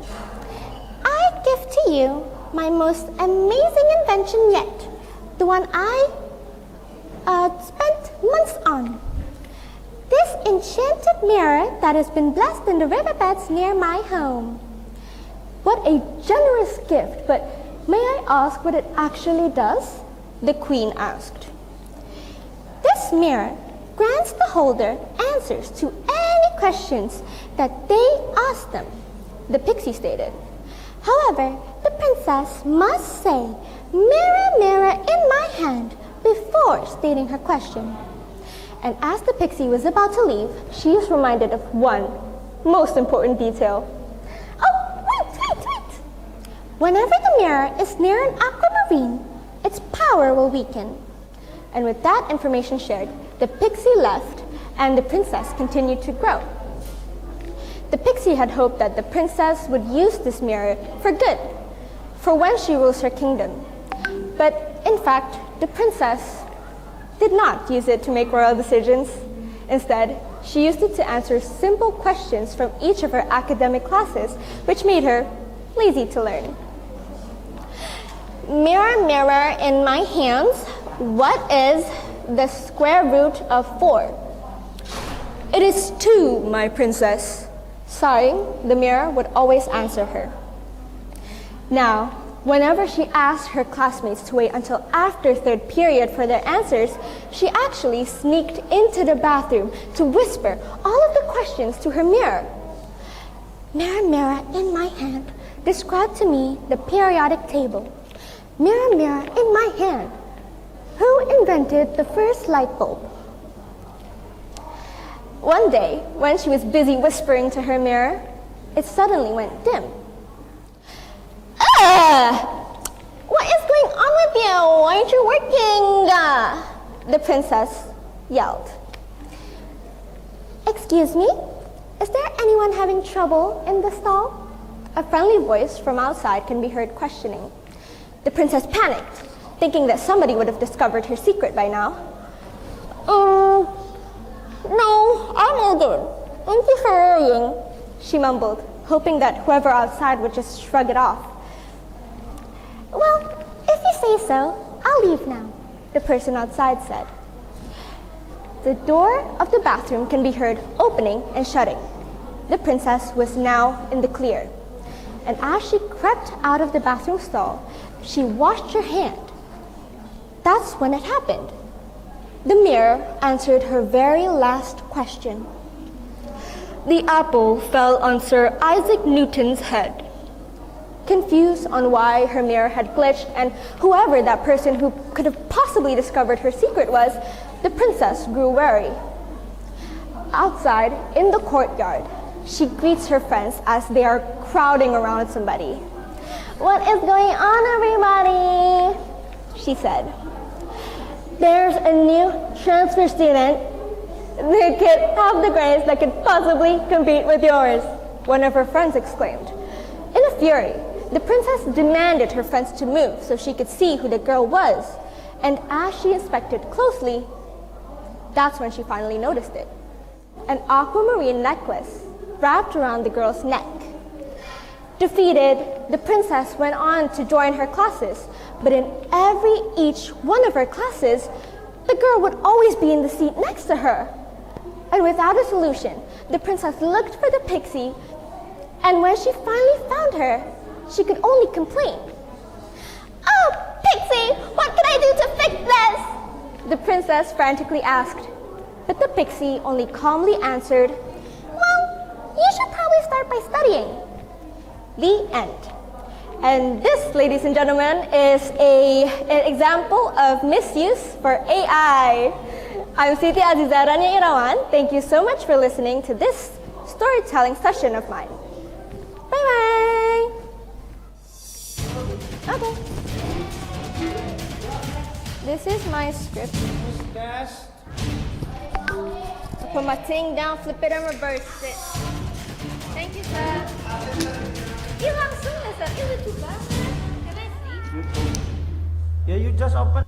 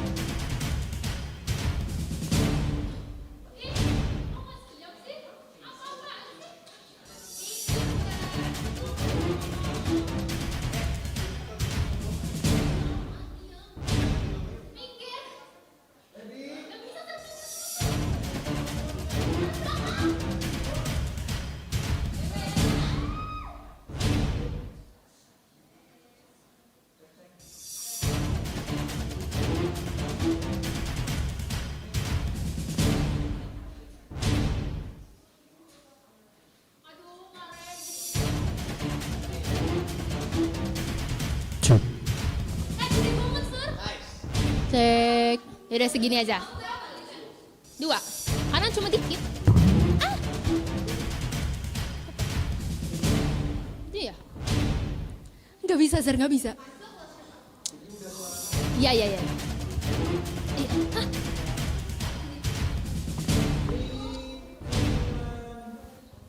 Good afternoon, viewers. I'm Irene, and thank you for joining us. This afternoon, we bring you the latest development from Central Jakarta and Lombok. Two major news that have been drawn national attention and important public question. Let's begin with our top headline. 2 missing students were found in the Kuitang Asra Credit Company's building and died due to fire. Our first news comes from Central Jakarta, where police has identified 2 human skeletons found inside the ACC building in Kuitang, Central Jakarta. The remains were discovered on October 30 during renovation work at the site. Forensic confirmed the victim as Reno Syaputradewo and Muhammad Farhan Hamid, who has been missing since August 29, 2025 in Kuitang, Central Jakarta. They were last seen around Brimob in Kuitang before being reported missing. Police says the body were only found 2 months later due to heavy debris and dangerous structural damage inside the building. Earlier searches show no visible sign of victims. Human rights groups including Komnas HAM and Kontras assisted in search efforts, as both men were last seen in the Kuitang area during the unrest. The victims' bodies have now been handed over to their families, and authorities continue to investigating the circumstances surrounding their deaths. Moving on to other development outside the capital, a different kind of news that had been drawing widespread attention from Lombok. Controversy continues to grow around the viral makeup artist known online as Dea Lipa, who has been confirmed as Denny, a man from Lombok.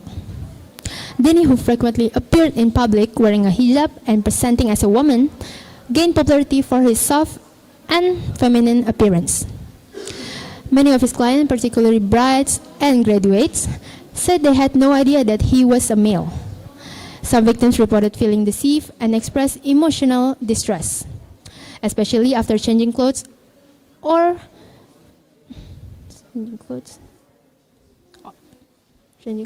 posing closely in his presence. Local authorities and village leaders state that Denny may have adopted the person during a difficult period in his life. In a later public statement, he said his style of dress was a form of self-expression inspired by femininity and not intended to harm or deceive.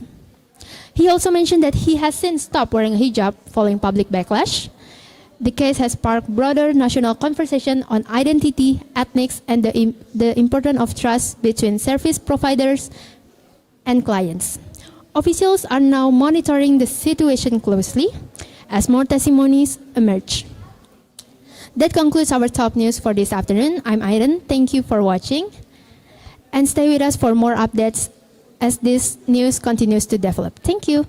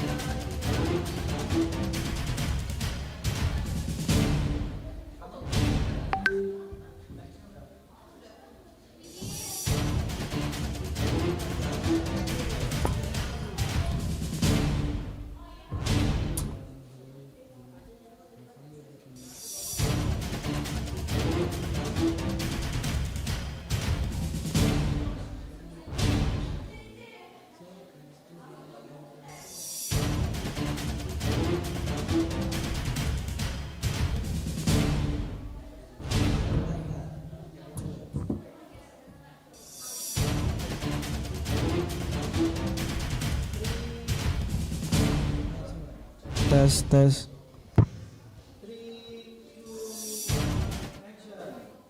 Good afternoon, everyone. Welcome back with me, Alfa Dali. So, in this program of TMI Newscasting, I have a lot of interesting information that you can hear today. So, let's get move to the first topic. Ryanza Malik Ahmad or usually called Cipung, the second son of Raffi Ahmad and Nagita Slavina, was circumcised when he was just 1 month old in early January 2025. His mother, Nagita Slavina, prepared carefully for this event. She made sure Rayanza weighed over 4 kilograms before the productive to ensure he was ready. Raffi mentioned that Rayanza quite calm during the process. He only cried a little bit and used pacifier to help him relax. Nagita, who was waiting nervously outside, felt relief when she found out that her son did not much cry. And let's get to the second topic.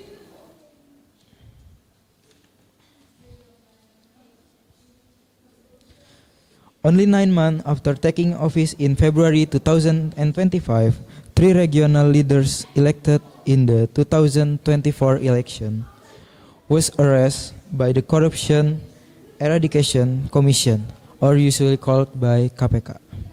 These leaders are the Regent of East Kolaka, the Governor of Riau, and the Regent of Ponorogo.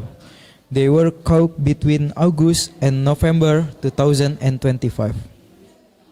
for crime like bribery and selling job position. For example, one leader allegedly took bribes for a hospital project, while another demanded money from a government agency budget. Experts say these arrests show that running for office is still very expensive. Because it costs so much money to get elected, this leader might feel pressure to steal money or take bribes to pay back their campaign costs to stop this from happening again. Experts suggest charging how political campaigns are funded and making sure this is stricter supervision of government officials. So that's the information from me. I hope you enjoyed our information. Thank you for listening to our information. Good afternoon, everyone.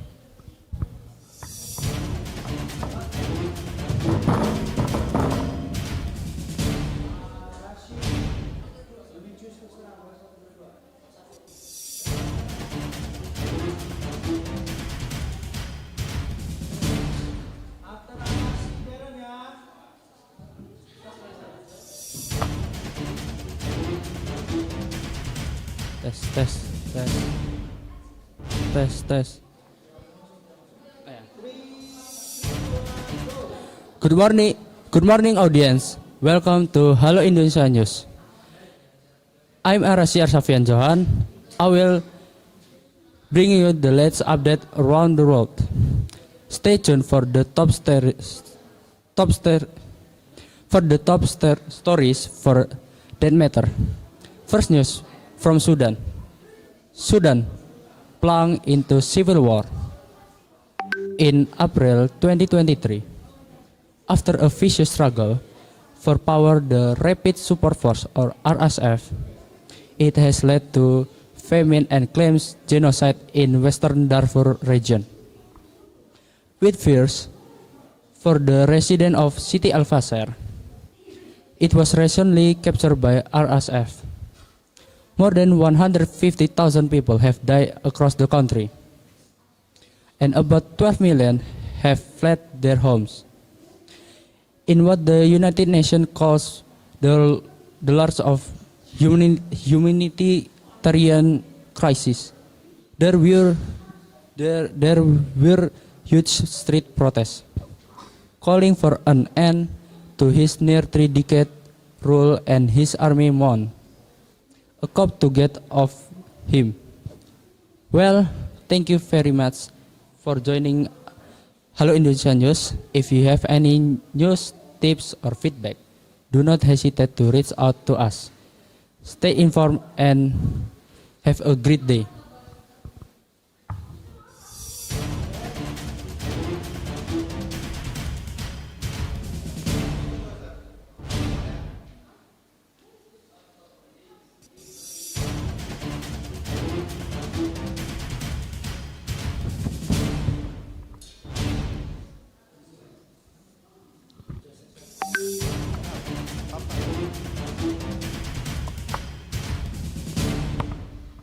Cek.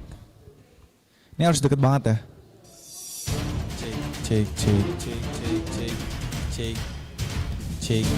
Cek.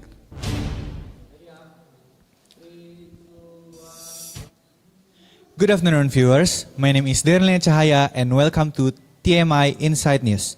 It's great to have you with us this afternoon as we bring the latest update in our nation. We begin with a significant change from Jakarta, where changes in national security policy are sparking wide public attention and debate. Stay with us as we break down the key stories and help you understand what they mean for Indonesia moving forward. As Indonesia faces growing security challenge, a new law in changing how the military works within the government. Let's take a clearer look at the revised TNI law. On March 26, 2025, Indonesia Parliament has passed Law Number 3 of 2025, updating the older Law Number 34 of 2024 about TNI, signed by President Prabowo Subianto. The revise adds new responsibilities, increasing TNI's new non-combat duties from 14 to 16, including cyber defense and protecting Indonesia interests abroad. Active officers can now serve in 14 civilian government institutions, up from 10. The retirement age for top 4-star generals is now 65, with possible extension approved by the President.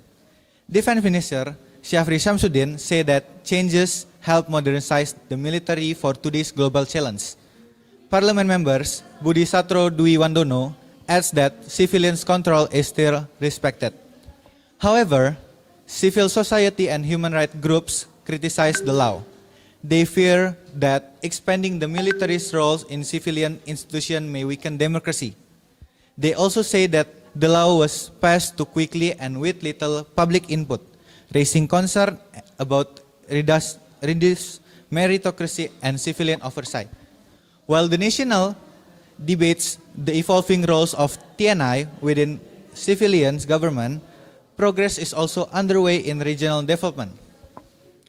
Lampung province is making headline with a landmark investment in sport infrastructure, aimed at boosting local talent and economic growth. Turning to Lampung province, the governor are moving forward with an ambitious public sport infrastructure venture, the Lampung Sports Center. This massive project covers 170 hectares and carries an estimated investment of around 4.7 trillion rupiah, sourced from the national budget and local government support. Phase 1 of the development including building a 10,000-seat indoor stadium with a long-term envision up to 12 sport facilities, potentially including a large football stadium, a convention center, and a hotel. The mayor emphasized that sport center is crucial for advancing sport development in Lampung, nurturing local talent, and attracting regional and national sporting events. The provincial secretary stressed that this project is a public good, committed to accessibility for the wider community. Beyond sport, this project is expected to boost economic activity, stimulate sport tourism, and engage youth population in the region. In closing, the passing of the revised TNI law marks a pivotal moment in Indonesia's security and government framework, raising both hopes and concern about the military expand role in civilian affairs. Meanwhile, the Lampung Sports Center highlight how public investment is catalyzing regional development and enhancing public welfare. This development reminds us that political change and civic growth are deeply connected. As their reforms a project move forward, the impact will be felt from Jakarta all the way to Lampung. Well, that's the end of our today's edition. Thank you for joining us this afternoon in TMI Inside News. I am Dahlan. Stay informed and have a wonderful day. Thank you.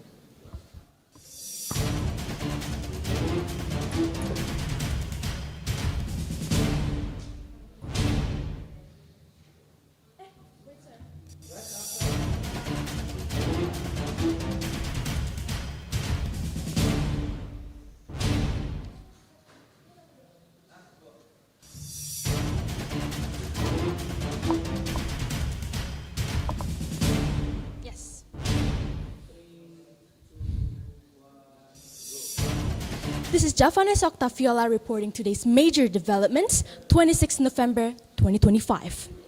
Beginning with the national hard news that has drawn widespread concern. A tragic explosion occurred at SMAN 72 Jakarta during Friday prayers, injuring several students and raising urgent questions about the students' welfare and school safety. According to analysis from Universitas Gadjah Mada or UGM, the incident was not related to terrorism or organized radical activities, but instead it was identified as a deeply personal reaction from a student who had long experienced psychological distress and bullying within his environment. UGM or UGM experts emphasizes that this is an alarming sign of what can happen when young people face continuous social pressure without adequate support. The tragedy left multiple victims hospitalized, including a student who had undergone surgeries due to severe injuries.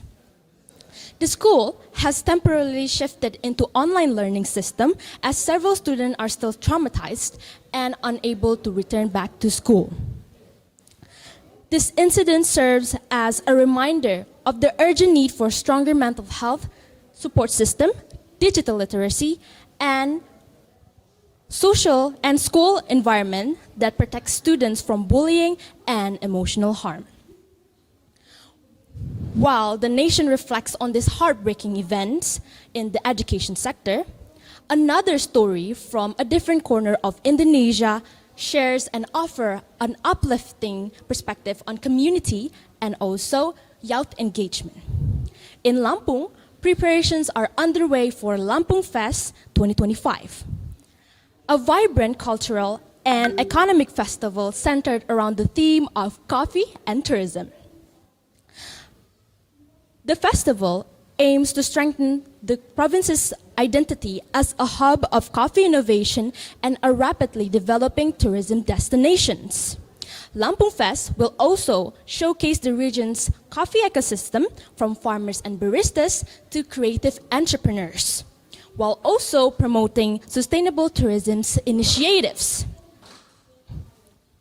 The event will highlight cultural performances, culinary exhibition, music concert, and most importantly is the educational session on environmentally friendly practices such as transforming coffee waste into new economics products. Although these two stories differ greatly in tone, they reveal two contrasting realities faced by Indonesian youth and communities. The SMAN 72 tragedy underscores the vulnerabilities when young people emotional needs goes unnoticed. Meanwhile, Lampung Fest demonstrates how creativity, culture, and also collaborative economics efforts can offer young people and communities a sense of pride, identity, and also opportunity. Together, they remind us that Indonesia must not only address the social pressures affecting its youth, but also building environment like Lampung Creative Festival scene that allows them to grow, innovate, and thrive. This is Javanes Octaviola speaking. See you on the next news. Bye-bye.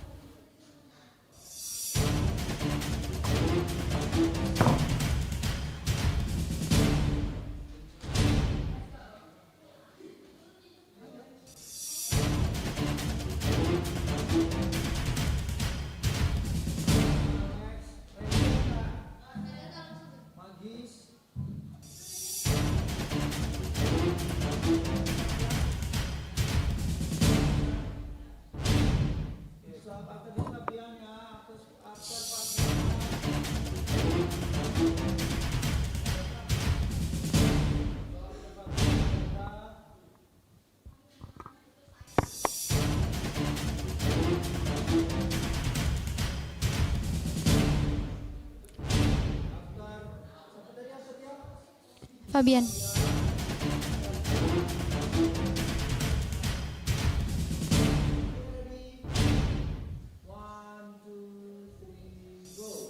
Good afternoon, everyone. I'm Harunis Alexander Harjo, and today we're going to bring you two significant news. One rooted in the prospect of national economic growth in Indonesia, and the other the dramatic resolution of decades-old murder case in the United States. So, without further ado, let's begin with the first one. In Jakarta, the Ministry of Finance of the Republic of Indonesia has expressed renewed confidence in the country's economic trajectory. Finance Minister Purbaya Yudisadewa says Indonesia is on track to achieve around 6% economic growth in 2026, outpacing the approximate 5% expected for the current year. Mr. Purbaya pointed to a number of positive indicators strengthening household consumption, rising investment, and reduction in unemployment. These reflect what the government described as the successful implementation of its fiscal and structural policy agenda. Despite the optimism, the government emphasized it will maintain fiscal discipline. The budget deficit remains under the 3% of GDP threshold, which the minister described as a safe limit to the guard of economy stability. He added that going into 2026, Indonesia seeks to deepen reforms, particularly in infrastructure, human capital development, and expanded access to credit for small and medium-sized enterprise. The goal is to ensure growth is not only strong, but also inclusive. He added that this forecast comes amid a global backdrop of slower growth for many emerging markets, making Indonesia especially noteworthy. Analyst says that achieving the 6% mark will still require navigating risks such as global commodity price swings, tightening global financial condition, and domestic policies implementation delays. From the government vantage point, though, the foundation is solid with stronger consumption, investment momentum, and jobs being created. The path ahead looks promising so long as reform efforts stay on track. Now let's shift continents. From an economy looking ahead with optimism to a story of justice delayed but not denied. Our next report takes us to the United States, where a long unsolved criminal case has finally been brought to a close. In the U.S., a remarkable breakthrough in a cold murder case. 52 years old Stephen Smirk has confessed to the homicide of 21-year-old Robin Ward Lawrence in Springfield, Virginia back in 1994. After decades with no arrest, the case has now reached resolution. Smirk contacted authorities voluntarily, telling investigators he was rich to turn himself in. Despite having no prior criminal record, in a statement, he chillingly declared, "I am a serial killer who's only killed once." Investigators say the key to the breakthrough comes from revisiting DNA evidence recovered from washed clothes at the crime scene. Originally yielding no match, the sample was re-examined using advanced genealogical techniques, leading detectives to Smirk in New York. Smirk has then pleaded guilty and was sentenced to 70 years in prison, with parole eligibility beginning in 2037. For the Lawrence family, who lived decades in limbo, the outcomes bring a measure of closure but also remembrance of a young life lost too soon. Law enforcement officials describe the case as a testament to persistent and technical innovation, highlighting how even cold files can yield answers in the age of DNA and gene mapping. Meanwhile, advocates say it underscored the value of never giving up the research of justice. So tonight, on one hand, we have a nation looking ahead with economic confidence, and the other, a crime story that finally found closure after 30 years. Two very different news, yet both reminding us how the future and the past continue to shape our world. Thank you for joining us this evening. I'm Harunis Alexander Harjo. Have a good day.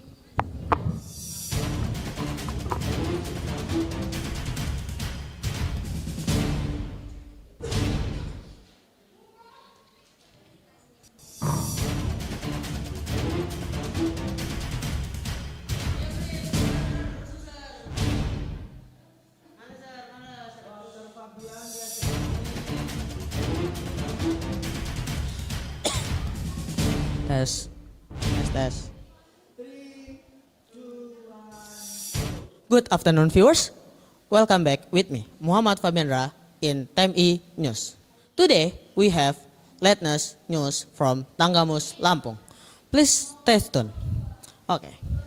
During the 2 days of implementation, the Tanggamus Police Traffic Unit issued a total of 89 written warning to drive who violate the rules. On the first day, November 19, 2029.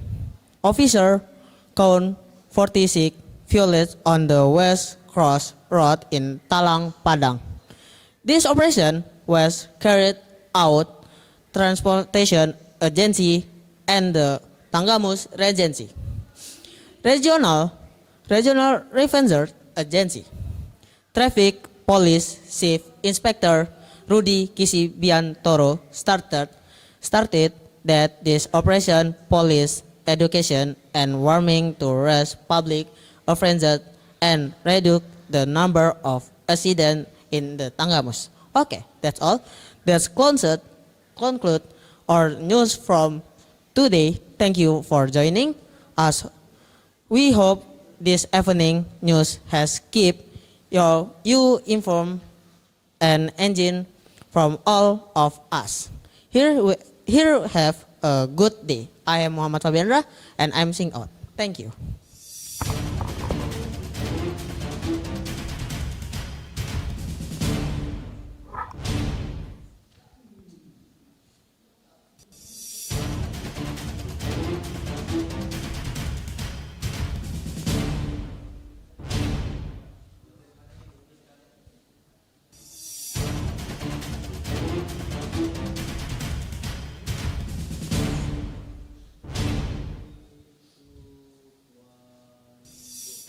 Good morning. I'm Nadata Aurel Rendra, and we're tracking down two major developments today: a surge of Gen Z-driven protests and groundbreaking milestone for women in Iran's music world. Let's start with the situation in Mexico. In today's breaking news, Generation Z-led protests are spreading across Mexico after the killing of a mayor, and young people are demanding urgent change. Thousands marched on Saturday under the banner Generation Z Mexico, protesting rising violence, corruption, and government inaction. The movement was sparked by the assassination of the European mayor Carlos Manzo on November 1st. In Mexico City, some protesters tore down fences around the National Palace, leading to clashes with riot police who used tear gas. Authorities report about 100 police officers injured, 20 injured civilians, 20 facing arrest, and 20 more facing administrative penalties. The protesters are calling for justice reform, transparency, and accountability. Their manifesto says the movement is nonpartisan and represents young people born between 1997 and 2012. Meanwhile, the government claimed right-wing groups and social media bots may be influencing the protest. Overall, the movement reflects deep frustration among young Mexicans, and it could signal a major shift in how the youth engage in the country's politics. And for the next news, today we're highlighting an inspiring moment from Iran's music scene. Panis Yusufi has become the first woman to conduct the Tehran Symphony Orchestra, making history in a country where women's public performances are still heavily restricted. Her debut took place at the Tehran Vahdat Hall, where she led a 50-member orchestra through a classical pieces. Yusufi said stepping onto the big podium came with immense responsibilities, but she hopes her performance brings beliefs in young generation. Yusufi dedicated her performance to all Iranian women, especially her mother, who once dreamed of seeing her conduct. Her achievement marks a powerful step forward for women in the arts, and a reminder that breaking barriers often starts with one courageous person. Alright, that's a wrap for today's top stories. From the inspiring surge of youth activism in Mexico, where young voices are demanding change and shaping the future, to a landmark moment where women in Iran's music scene are breaking barriers and shattering glass ceilings. We'll be keeping a close eye on these developments and bringing you updates as soon as they unfold. Thanks for joining us on this journey of discovery and discussion. I'm Nadata, I'm your host for today, and I'm glad you chose Jakarta News to stay informed about the world around you. Stay engaged and stay tuned for more updates on these stories. Have an awesome day ahead, and we'll catch you up again soon with more news from Jakarta and around the globe. Thank you so much.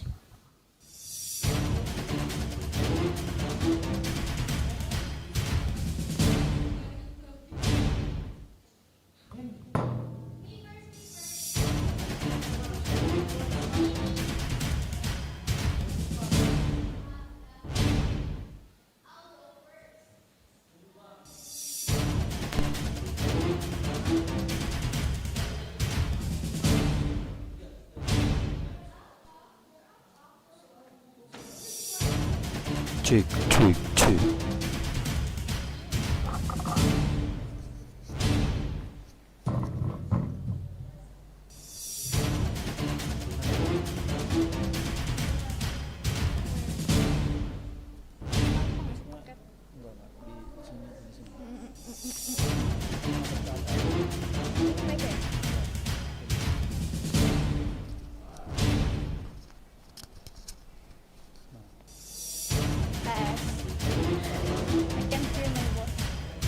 Check, check. Check.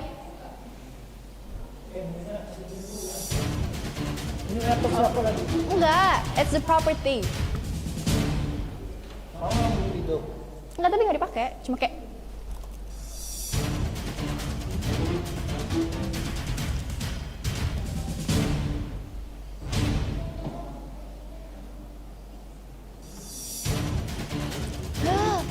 Oh no.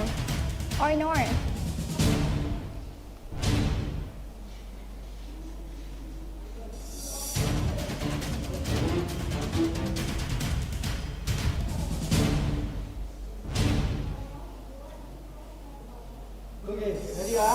Yeah. Good afternoon, everyone. My name is Talita Marabella Pelia, and today I will tell you a story about Hansel and Gretel. Once upon a time, out in the forest lived a family of 4. Hansel, Gretel, stepmother, and their father. Unlike other families, they were really poor. They're struggling to make ends meet. So, one day, the stepmother came up with an idea. Hey darling, let's leave Hansel and Gretel in the forest so we can live happily together, she said. The father was skeptical at first, but he finally agreed because he was blinded by love. Unfortunately, Hansel heard all the plan, so he got creative. He took his smartwatch and he asked Siri, "Hey Siri, please track my map down," he said. Shortly after, the plan was executed. The next day, their stepmother called for them. "Hansel and Gretel, please accompany mommy to take fruits in the forest." They happily agreed, but once they reached the forest, their stepmother excused herself to the bathroom. But after a while, she never came back. But Hansel knew all along. So Hansel and Gretel got home safely because of his smartwatch. The mother was very furious.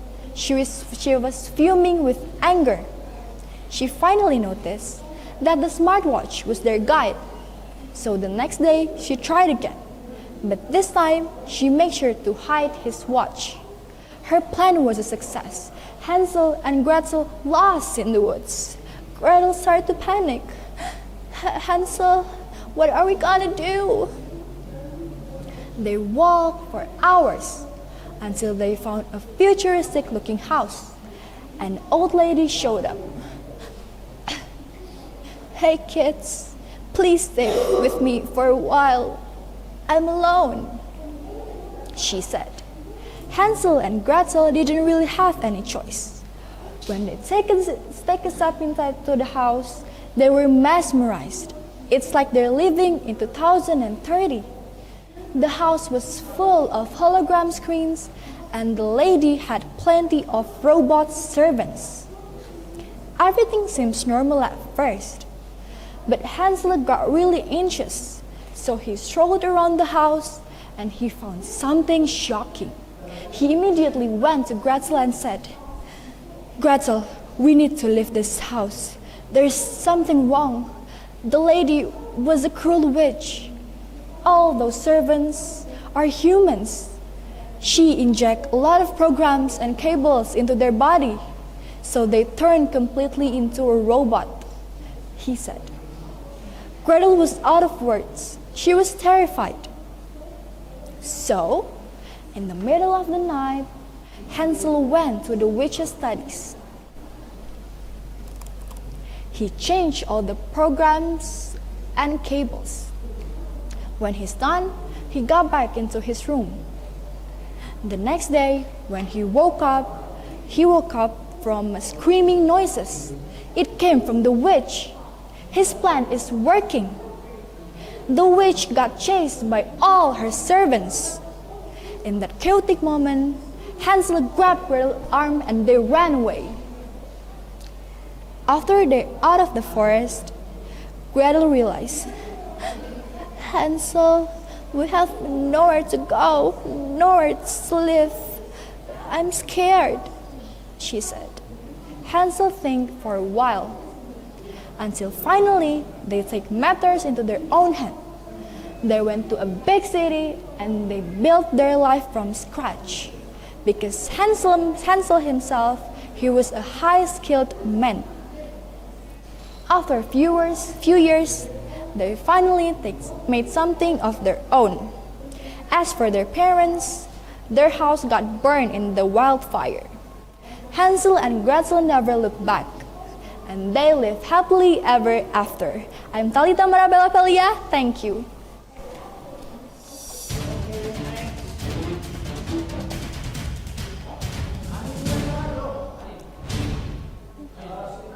What? Oh ya, tuhu ya.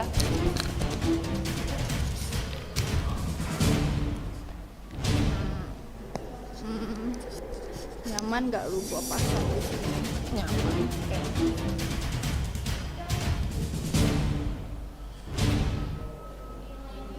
Oke. First time.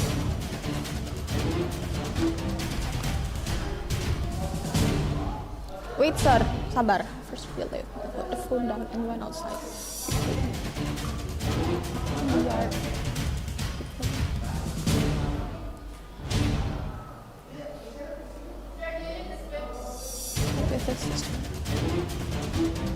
This homework. Ini dulu.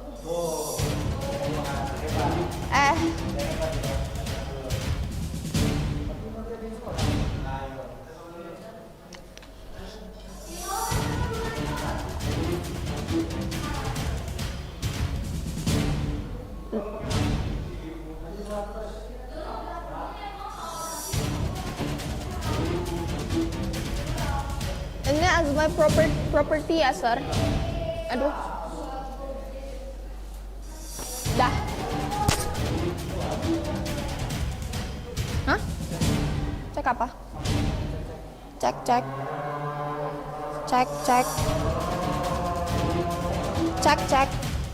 Oke.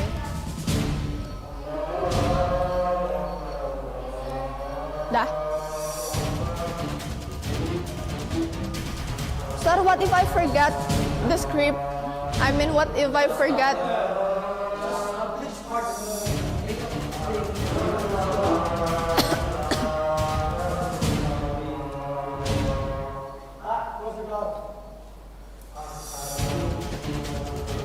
Good afternoon, everyone. My name is Sanidia Keisha, and today I would like to share a story that reflects our modern world, a world filled with screen, apps, and notification.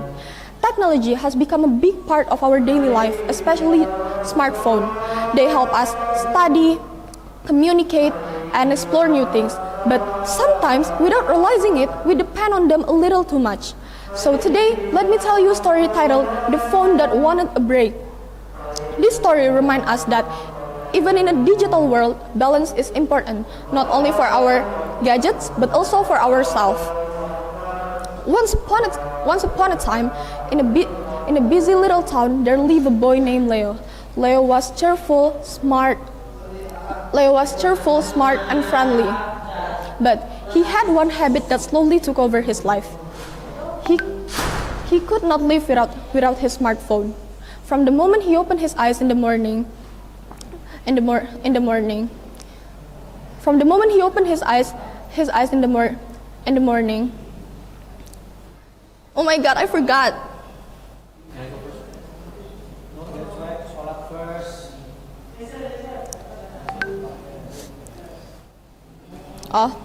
From the moment he opened his eyes in the morning, the first thing he was reached for was his phone. He checked messages, watched videos, and played games, even before brushing his teeth. During breakfast, he barely talked to his family because he was too focused on the screen. And at school, he sneaked his phone under the table during class. And at night, he used it until late at night. Leo's smartphone at first was happy to help him. It was new, fast, and full of features. But as time passed, the phone began to feel tired. Its battery drained faster, its apps froze more often, and its storage became full. Still, Leo didn't notice anything. He simply kept using it non-stop, morning, afternoon, until night. One night, after hours of gaming, the phone felt completely exhausted. I can't take this anymore, it thought. If I keep working like this, I might break. So the next morning, when Leo grabbed his phone as usual,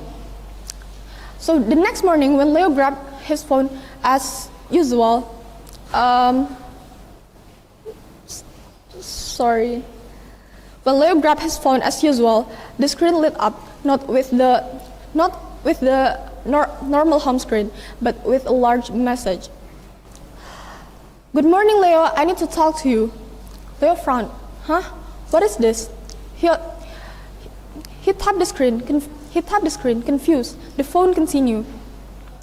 Leo, I'm tired. You use me from sunrise to midnight. I never rest, not even for 1 hour. I'm overheating. My battery is shrinking and my apps are lagging. Please, I need a break. Leo suddenly realized the phone was right. He wasn't sleeping well, wasn't finished his homework, and barely talked to his family. And when he tried to use his phone again, it refused to cooperate. Every app he opened froze with a message like, "Rest time, go outside, take a break." Frustrated, Leo finally put the phone down. Put the phone down and went outside. He finally played in the yard, talked with his sister, and even finished his homework. To his surprise, he felt much happier, lighter, and more relaxed. Later that evening, when he tried to pick up his phone again, the screen gently displayed, "Thank you, Leo. I feel much better, and so do you." Leo smiled. And from that day on, he used his smartphone wisely, balancing screen time with real life. And the phone never had to complain again. So, ladies and gentlemen, this story may be fictional, but its message is very real. Technology is an amazing gift,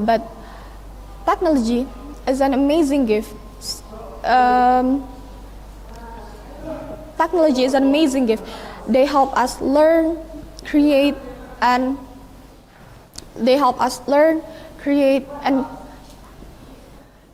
explore new things. But when we use it too much, we may forget the world around us. We may forget the world around us, the people we love, the hobby we enjoy, and the small moment that makes life meaningful. Just like Leo, many of us sometimes still need a reminder to take a break.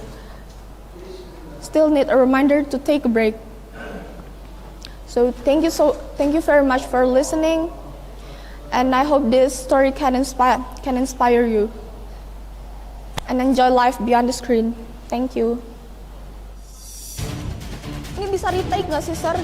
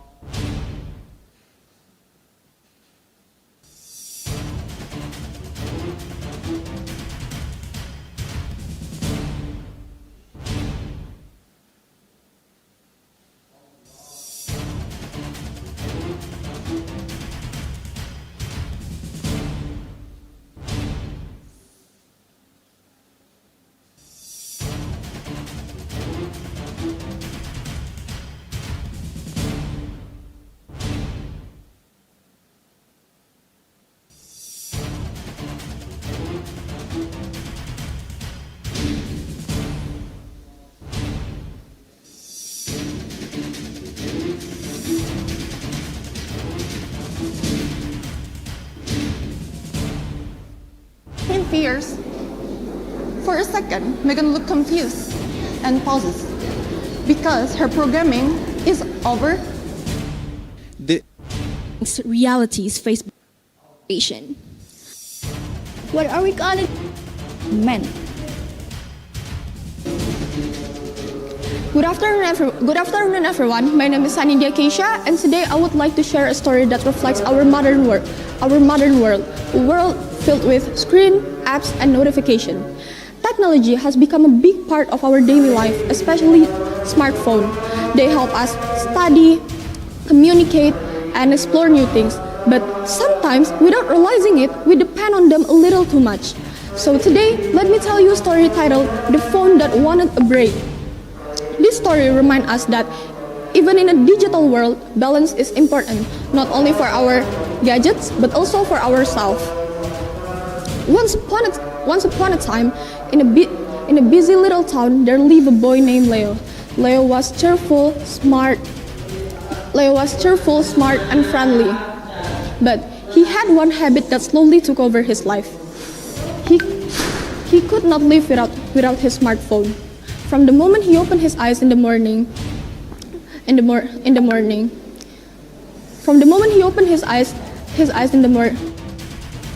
phone was right. He wasn't sleeping well, they help us study, communicate. The phone began to feel tired. Its battery drained faster, its apps froze more often, and its storage became full. Still, Leo didn't notice anything. He simply kept using it non-stop, morning, afternoon, until night. One night, after hours of gaming, the phone felt completely exhausted. I can't take this anymore, it thought. If I keep working like this, I might break. So the next morning, when Leo grabbed his phone as usual,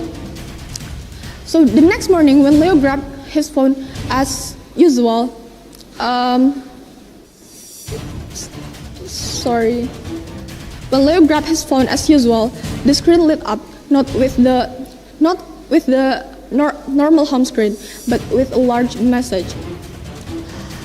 "Good morning, Leo. I need to talk to you." Leo frowned. "Huh? What is this?" He tapped the screen, confused. The phone continued. "Leo, I'm tired. You use me from sunrise to midnight. I never rest, not even for 1 hour.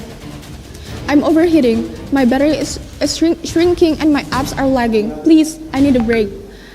Leo suddenly realized the phone was right. He wasn't sleeping well, wasn't finished his homework, and barely talked to his family. And when he tried to use his phone again, it refused to cooperate. Every app he opened froze with a message like, "Rest time, go outside, take a break." Frustrated, Leo finally put the phone down. Put the phone down and went outside. He finally played in the yard, talked with his sister, and even finished his homework. To his surprise, he felt much happier, lighter, and more relaxed. Later that evening, when he tried to pick up his phone again, the screen gently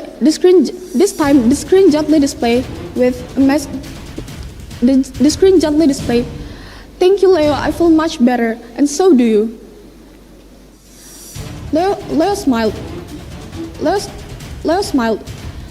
And from that day on, he used his smartphone wisely, balancing screen time with real life. And the phone never had to complain again. So,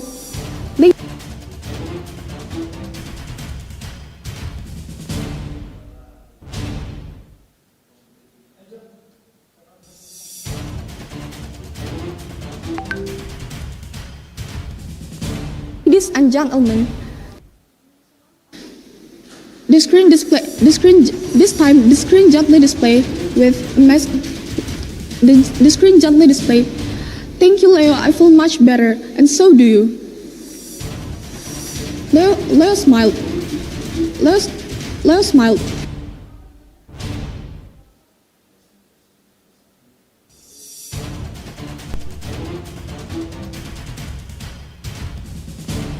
Test. Huh? It's good? It's good. Test.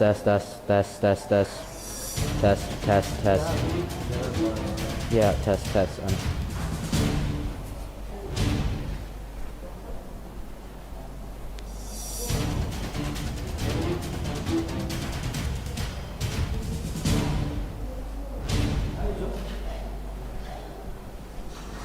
Is this good?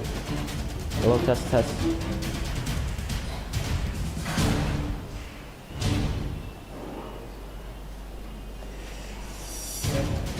So what should I say before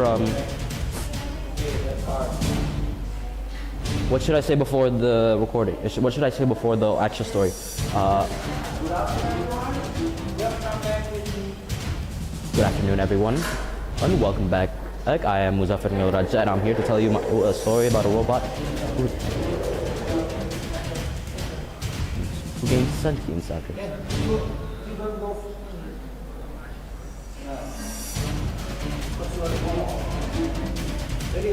Yeah.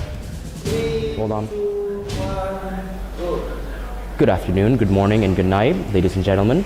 My name is Muzaffar Raja, and I'm here to tell you a story about a robot who just gained sentience. This is the human robot. The year is 2066. Humans, 3 years prior, had discovered a particle called the Abraham particle.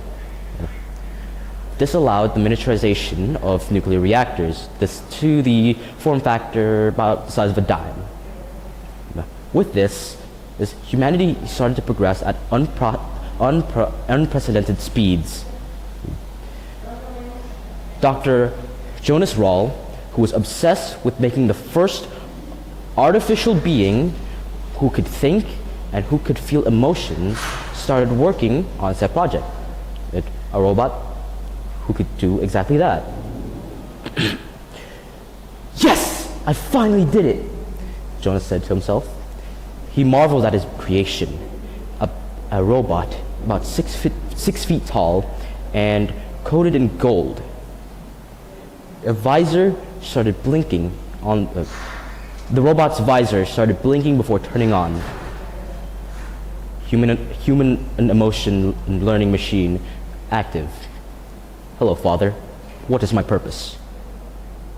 Your purpose is to be human, to be a real human. And you're going to learn emotions, and you're gonna learn how to think for yourself.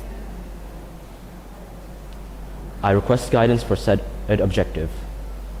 Great. Let's go to the city. I'll show you a few things around.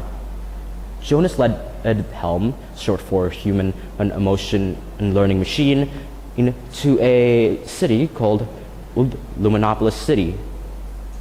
The residents of Luminopolis City glared at Jonas like he was some sort of antagonist. Father, why are they glaring at you? Are you perhaps famous in these parts? Yeah, I'm famous for the wrong reasons. I request elaboration. Maybe famous is too generous of a word. I'm infamous around these parts. Jonas led Helm into an animal shelter where he instructed Helm to lay down on a bed. Jonas quickly grabbed a box full of kittens and dumped them on Helm. Helm's dopamine receptors, artificial dopamine receptors, started to activate within with the kittens hopping on him, the meowing, the squeaking. He felt joy for the first time. He enjoyed it. It was a nice feeling. Next, Dr. Jonah brought him to a theater to watch a sad movie. The movie was called Hachiko, and it was about a dog whose owner goes to work one day and never came back. But the dog never left. The movie had a very bittersweet ending, and this whirlpool of emotions inside of Helm began to swirl up inside of him. He felt bittersweet. He was sad and he was happy. He was happy the dog came back to its owner, but he was sad the dog died. He was confused. Dr. Jonas quickly reassured him that this was a natural feeling. He was, after all, supposed to be a real boy or real human. Then they started going around the city, and Jonas, in between these little stops, started teaching him about life, about emotions. He started with anxiety, anger, more about sadness, and most important of all, empathy. Helm quickly learned about the most important emotion that society viewed as a weakness, that Dr. Jonas began to view as more of a boon, more of something that could be useful for the human race.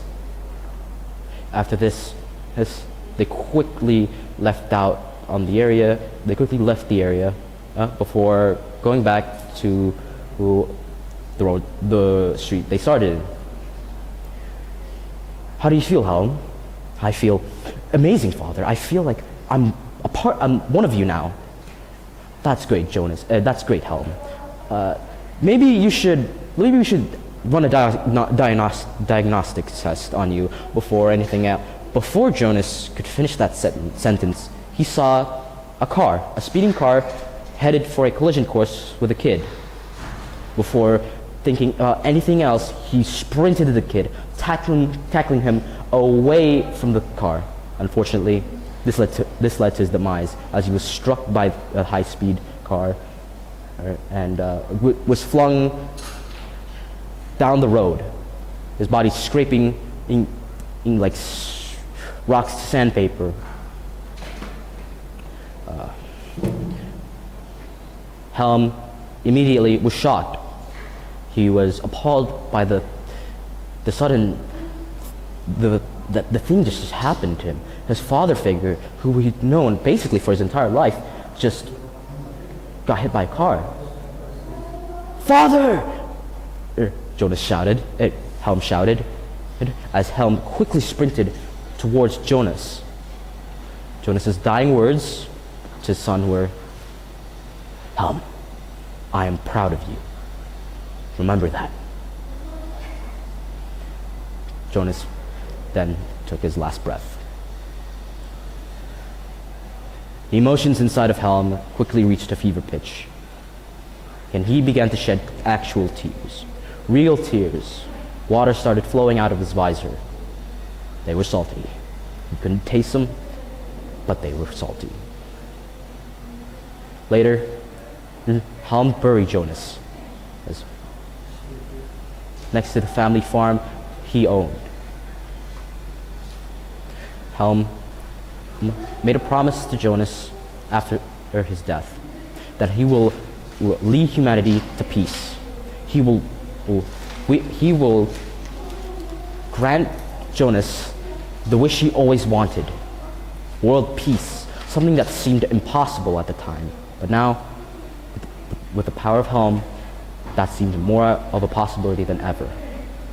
His last words to his father were, "Thank you, Father. Thank you for bringing me here. And thank you for everything.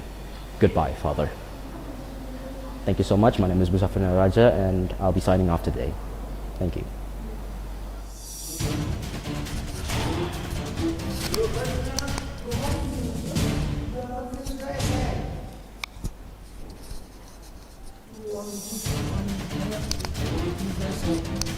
Easier for you.